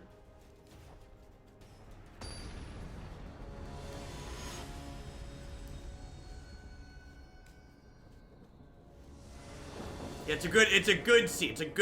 it's passable in a variety of spots. The One-Eyed Wonder Weasel, thank you for the 3-month resub. I appreciate that. Welcome back. Any elf decks in the works with war? I don't think I have any elf decks sitting in the queue waiting to be played.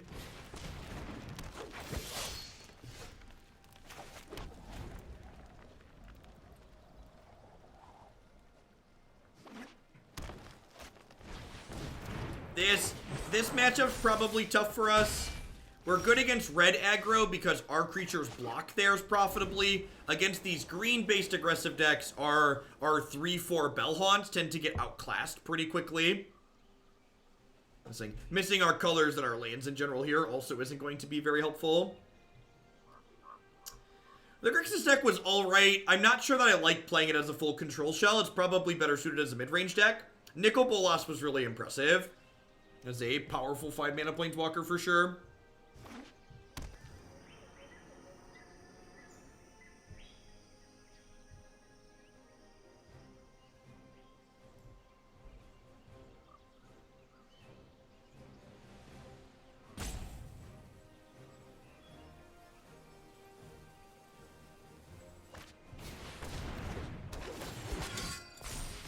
Hey, Animated Mellow, thanks for the 21 months. I appreciate that. Welcome back. Yeah, I think we're dead here.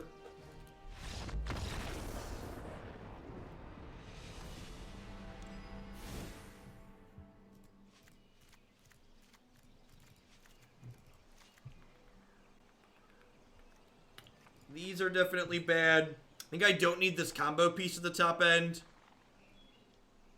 I wonder how Thought Erasure fits in here. It's probably not particularly useful. I'd probably rather just have a bunch of spot removal. Let's try it. Let's try this.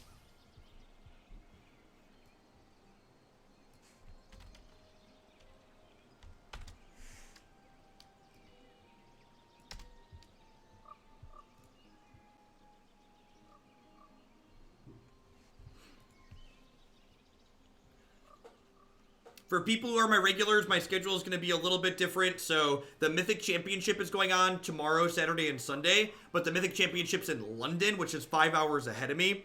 So rather than starting at my normal 8 a.m. time and overlapping a significant portion of the Mythic Championship tomorrow and Saturday, I'm going to be starting about noon Central Time, about the same time I started today. What's up, Jacob?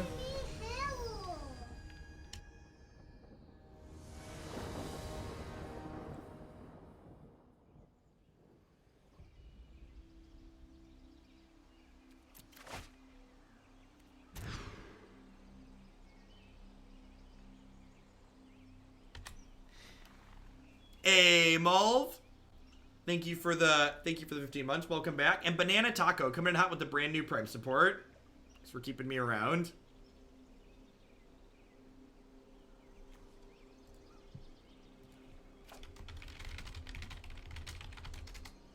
This hand's like not good, but fine. Hopefully flip it here plus our scry will let us curve into another 2 or 3. Mortify would be nice.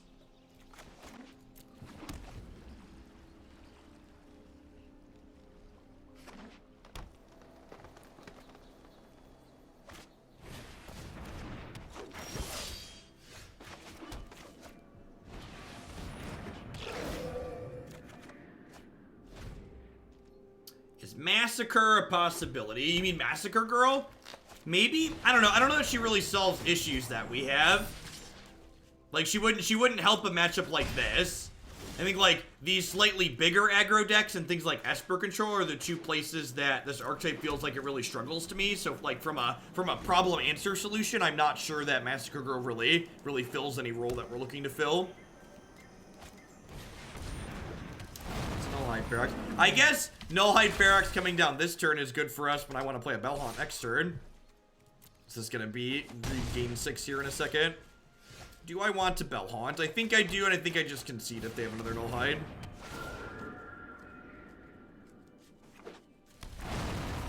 Got it. Alright, let's try one more. Two match losses from 51 to 332. Yikes. Yikes.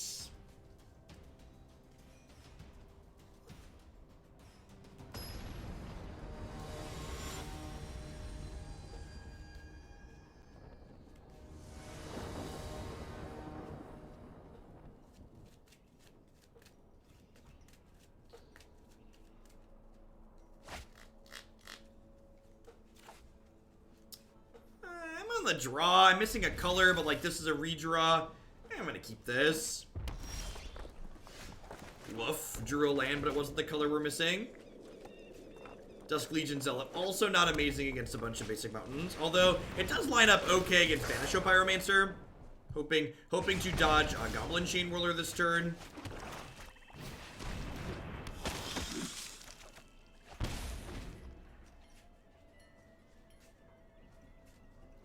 Yeah, I'm looking forward to that one too.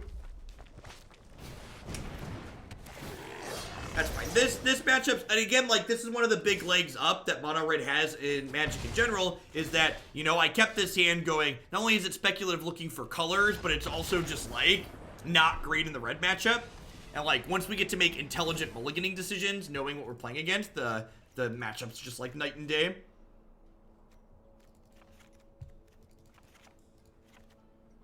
I don't think I want Contempt. Yeah.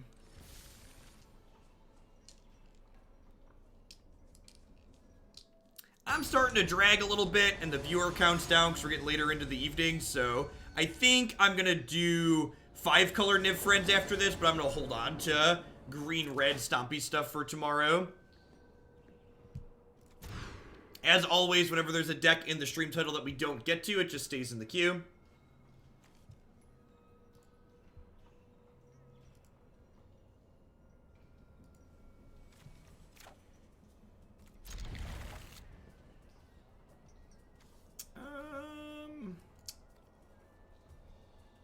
I think I'm supposed to bottom that to give myself a chance to draw 2. Did I not bottom that? Or I left it on top, I guess. Whoops. That's a guaranteed 4th land, I guess. I definitely think this hand definitely like wants to do something before turn 4.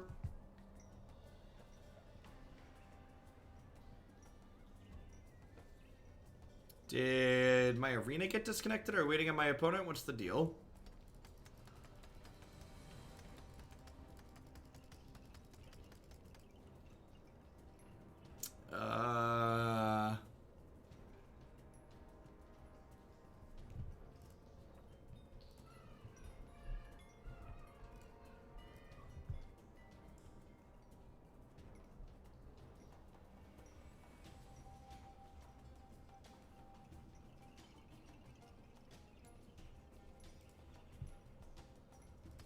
How can you tell I DC'd? Oh, I have the priority icon on my avatar. Alright, well, let's try and reconnect, I guess. That's a good trick to know. It'd be wonderful if the client told me I disconnected. Best new card so far. Ral and Nicol Bolas have been sweet.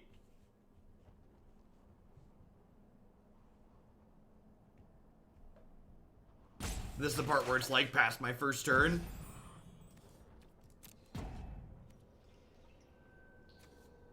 Oh, look, I hadn't actually scryed to the bottom. I had, in fact, disconnected. Weird. Independently. Those cards don't really have synergy with each other.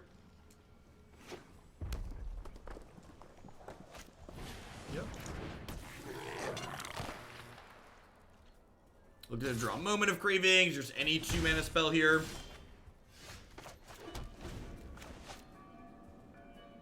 And watch like I bottom the land trying to find a 2 or 3 drop, and now we're just gonna draw like 4 and 5 mana spells and never find a 4th land. That would be about par for the course. J Rod, thanks for the 2 months. I appreciate that. Welcome back. Thanks for keeping me around. Hope you're having a fantastic Thursday.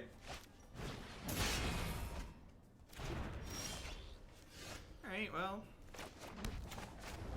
It's castable. Oh, you know what? That's bad, right? There's a Steamkin right here that they have to play this turn. It's like use it or lose it. Yeah, I should have passed and used the Craving on the Steamkin, obviously.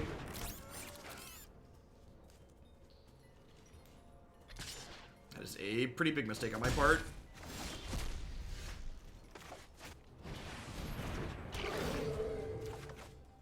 Alright, alright.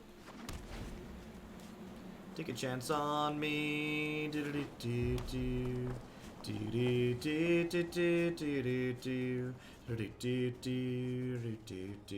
Do you have a Goblin Chain Whirler? Chain Whirler. If like I'd have momented the right thing, they'd have 2 Firebrands right now and I'd be 1 lower. That would leave us in a much better spot though.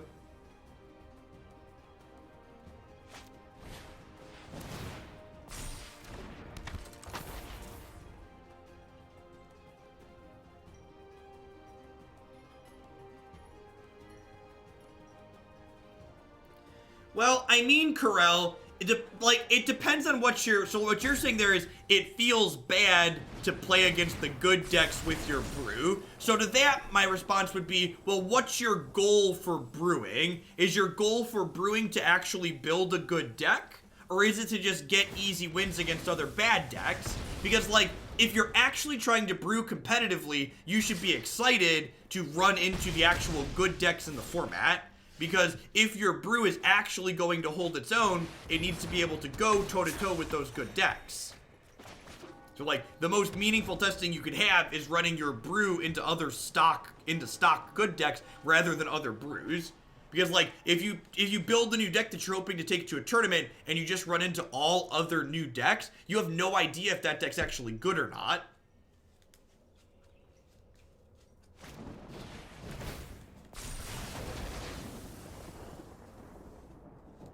I don't think so, Tube.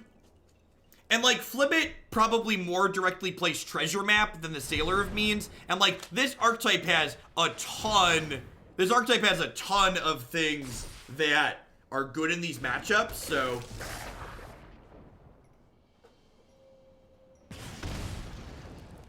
Weird that they did this... What's their last card here? Lightning Strike? They missed a point of damage, right? They could have done this post-combat and gotten more damage in.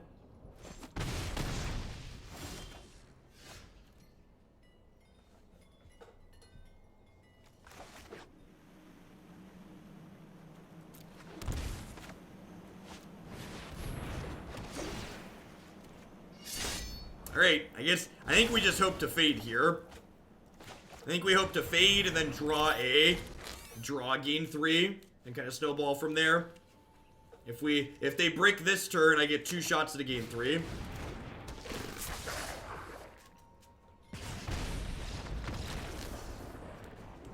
Sometimes the mono red deck only draws 3 lands in 15 cards, and then, you know, you die. That's just how it goes. Nah, I think hedging the mono red matchup's a really bad idea, J-Ray. I get that we just lost it there, but like again, don't be results based.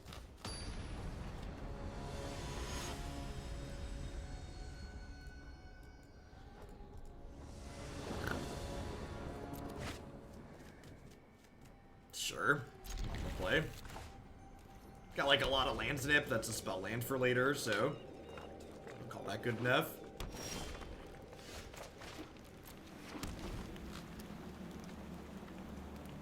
Stomping Ground, something aggressive, or Wilderness Reclamation.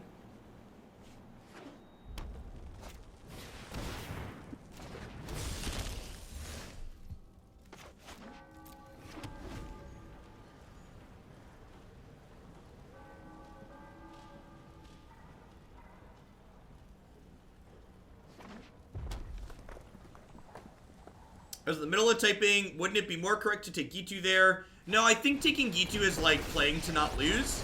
I think taking the Steamkin off the table is pretty important because it puts me in a position where I need to be chump blocking. I don't know, maybe you're right. I felt like it was important that I take their Steamkin off the table, but I guess maybe it's not.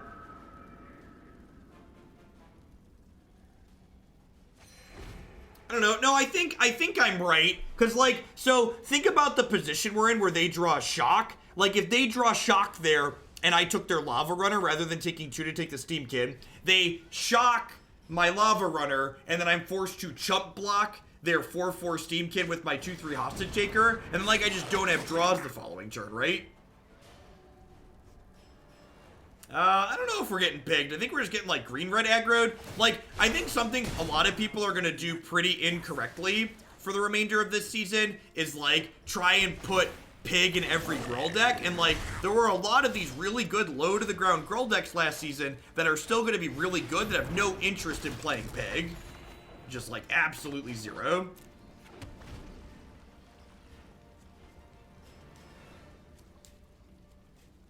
They have a Collision Colossus here. If they have a Collision Colossus, we're getting attacked for 8. Yeah, Domri makes Legion Warmoss a lot better, huh? Oh, I'm sorry. Were you doing something?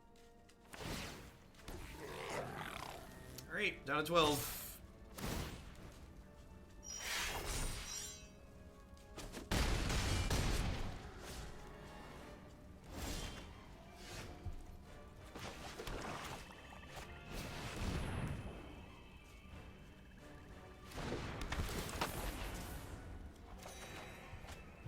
I'm playing this rather than the Vampire, because if they have another removal spell here, which it feels like they're likely to have, because they didn't do anything with the 3 cards in their hand and their mana, I want to be able to Siren's Ruse this. And, like, maybe they have 2 more removal spells, and that sucks. I guess they can downtick Domri. What kind of deck in Standard wants to pick? Some kind of more mid-range red deck, like a Gruul Monster-style deck, as opposed to a Gruul Aggro deck. Monster styles deck tend to go up to play like 4 and 5 mana cards. I assume if they don't have a removal spell in their hand, we're gonna see Domri downtick their 3/2 fight my 2/3. Oh, they can just have the Phoenix fight it now, right? And then we're taking +3 on this deck, so we're taking 11 down to 7. Yeah, these slightly bigger creature aggro decks are tough.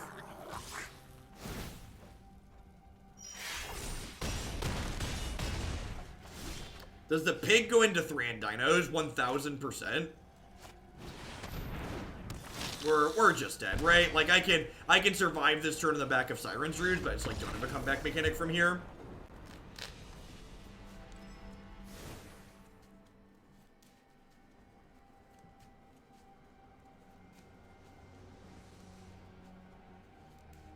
What's going on, Jake the Maniac? Stream Decker's been having intermittent issues. So, if it's up, you can find it there. But if not, I don't have the latest version posted anywhere, no. Thank you for the 18 months. Welcome back. Pigging the worm into play is really good. I agree with that. So, this is, like, not the thing people want to hear, probably.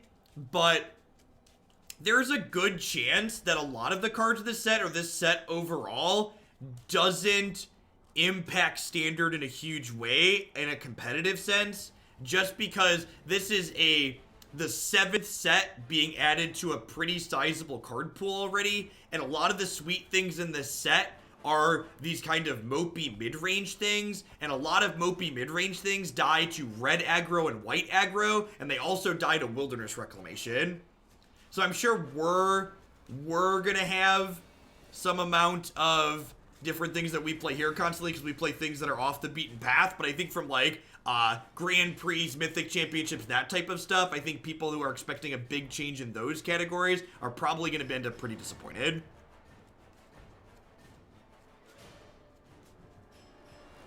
What am I doing here? I think it's important that I leave in Thought Erasure against the opponent's deck, because they have a lot of beefier creatures that I can't interact with while in combat. Kind of happened with Dominaria pre-rotation last year. Yeah, the way card games work, right, is the deeper we get into the sets, the deeper we get into the format, the less likely you are to see an impact from the sets, because there's more cards that these other cards have to compete with in terms of power level. Roar Smith, thank you for the 5 months. Seems like Control got nice cools. I expect it to have a larger share of turn hits. I mean, I don't really know. I don't think there's that many cards that are gonna like slot into Esper, and I'm not convinced that Grixis wants to be a dedicated control deck.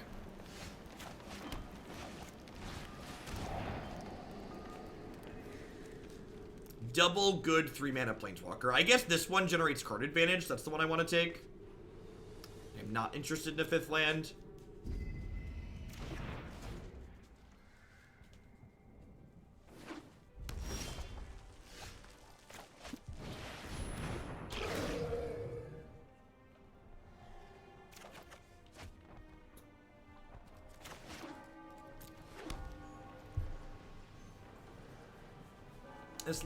This little Domri's definitely neat, though. The fact that his, like, static text is really good, just, like, giving your creatures extra power, is quite fantastic. If Bolas is wrong, I don't want to be right. Yeah, I agree. I think there's something to Grixis mid-range, hopefully.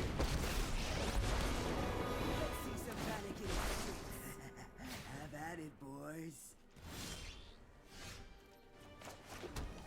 Yeah, once we played against a wider variety of things, I became a good bit less enthused about it, Jack. And obviously they'll all be up on YouTube later, as always.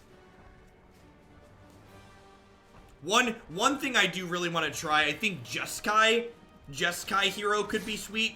Like curving Hero the Precinct 1 into Saheeli into Heroic Reinforcement sounds absurd. Like how much that makes Heroic Reinforcements add 8 power to the table. They might have also just been big dogs. Which is pretty nuts.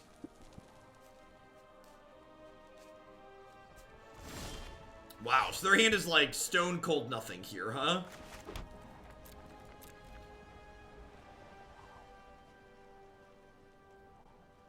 Attempt to kill Domri. Yeah, he does have 2 passives in a way, right? His plus, like, makes the rest of your things not get countered for the rest of the turn. Similar to Rhythm.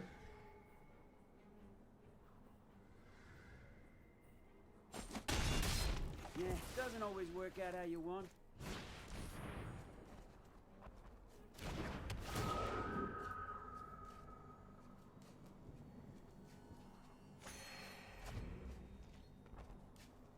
Yeah, I think people have been asking me what am I personally most excited to work on in this new set. I think my 2 answers for that question are I'm excited to work on Abzan Hero. That deck got a ton of upgrades in this set, and I'm excited to try the Grixis mid-range shell.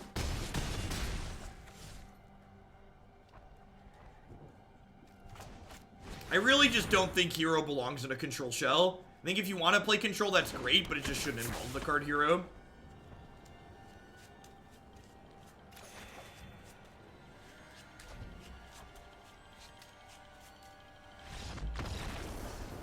Right. Did not have a lot of gas there.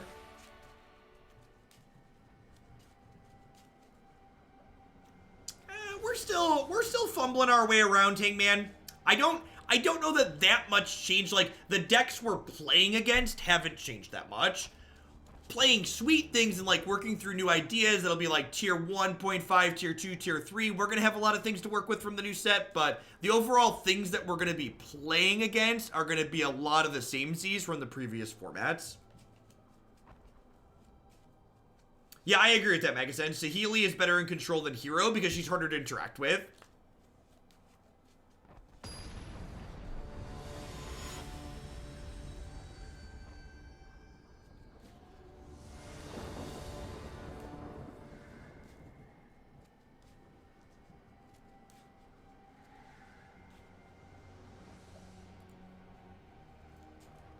D-Thrash, thanks for the Prime support. I appreciate that. Welcome, welcome. There's a lot of great people making a lot of great stuff on Twitch right now. Thanks for sending your Prime this way this month and keeping me employed.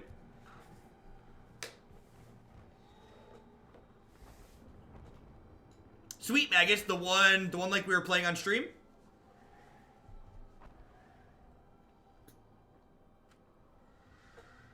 Awesome.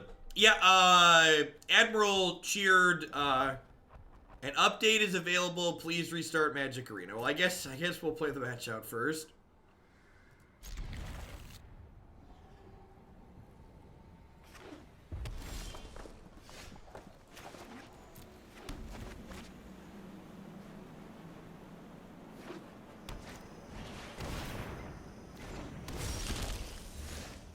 The sameness definitely in small part comes from the fact that people haven't bought or purchased or opened or farmed new cards yet, but I also think it comes from the fact that I would be surprised if the format changes a ton.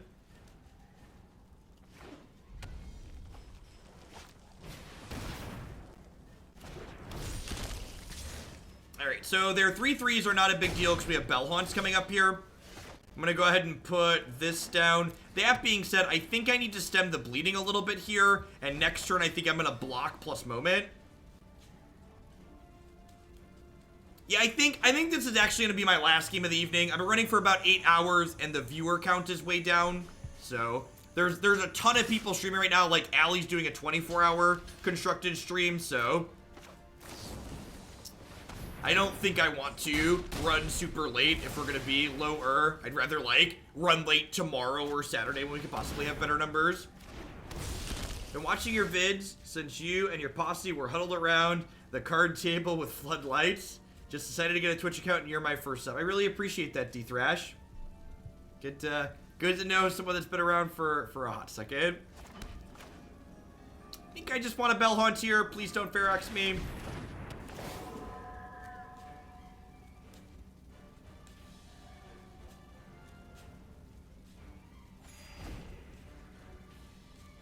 And like I said, I'm going to do at least 8 hours tomorrow and at least 8 hours on Saturday. And then, I know I was doing some shorter days during the week, but my Monday through Friday schedule is going to be 8 to 4 at a minimum every day until we work through the queue. And remember, if you have decks that you'd like to see played on stream, be sure to submit them through the queue to be added. Yeah, I almost mentioned that too, Rago. You're right. I should have let damage happen and then momented after combat. So that way, if they had Colossus, I didn't get completely savaged. I agree with your assessment there. Wizards of the Coast is embedding various streamers that they're featuring today. So they did it for Amazonian, Savit, and then Gabby. No, it's a good thing to point out. I agree. I should have mentioned it. So it's the same way that the Mythic Invitational had 100,000 viewers. Not all of those viewers are like organic, actual people watching the stream. I'm gonna double block here. If they could blow me out, but I think I need to call. The nice thing about double blocking with 6 power means if they have Collision Colossus, I don't just get destroyed. Next turn's probably gonna be Thought Erasure plus Mortify their 4/4. And then that actually kind of leaves us in a good spot, right?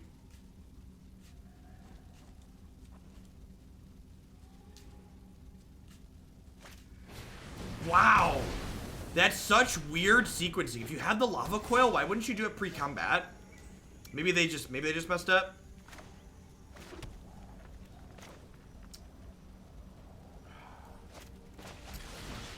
just gonna take some love taps from the Zerta Goblin for now, I think. I'm gonna hold on to the Hostage Taker, because like if they find like a dragon or a phoenix, I really want this taker. And like if I find like any of my variety of other things that block the Zerta Goblin, like that's fine. Alright, now I drew another one. Deal. The Beeve! Thank you for the very generous tier 3 resub. Welcome back. I hope life's treating you well.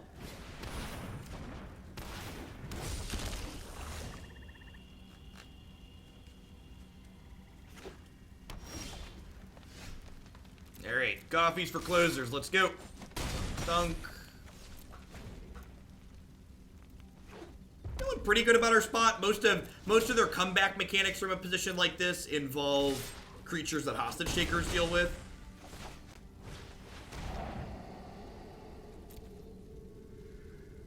I'm gonna bin that. I'm gonna look for a threat. If I have this to cover something. B. Williams, thank you for the 4 months. Hope you're having a good one. Welcome back.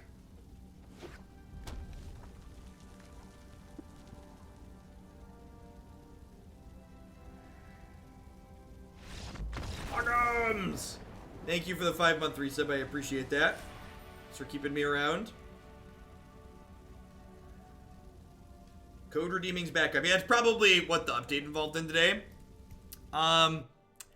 All things considered, I was pretty happy with these changes to the party bus list. I think I would play this again card for card on Arena. And this is going to sound something that sounds a little bit weird. If I was playing this deck in paper, I think I would still play 1 copy of Sailor of Means.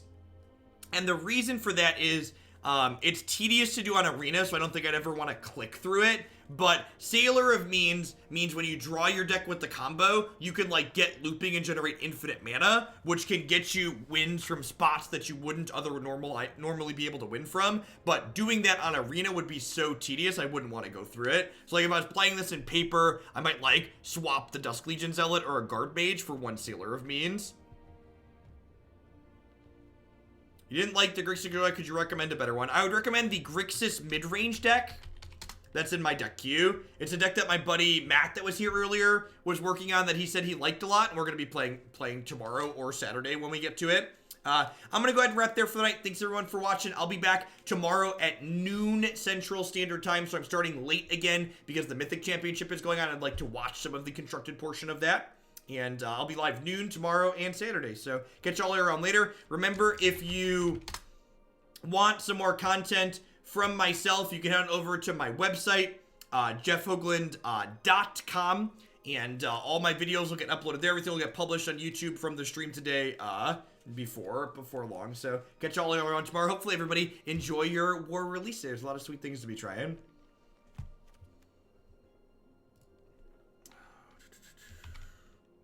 And Ali is doing a 24-hour, so I'm gonna give him a host. Wrong website. Click the link, Hyder.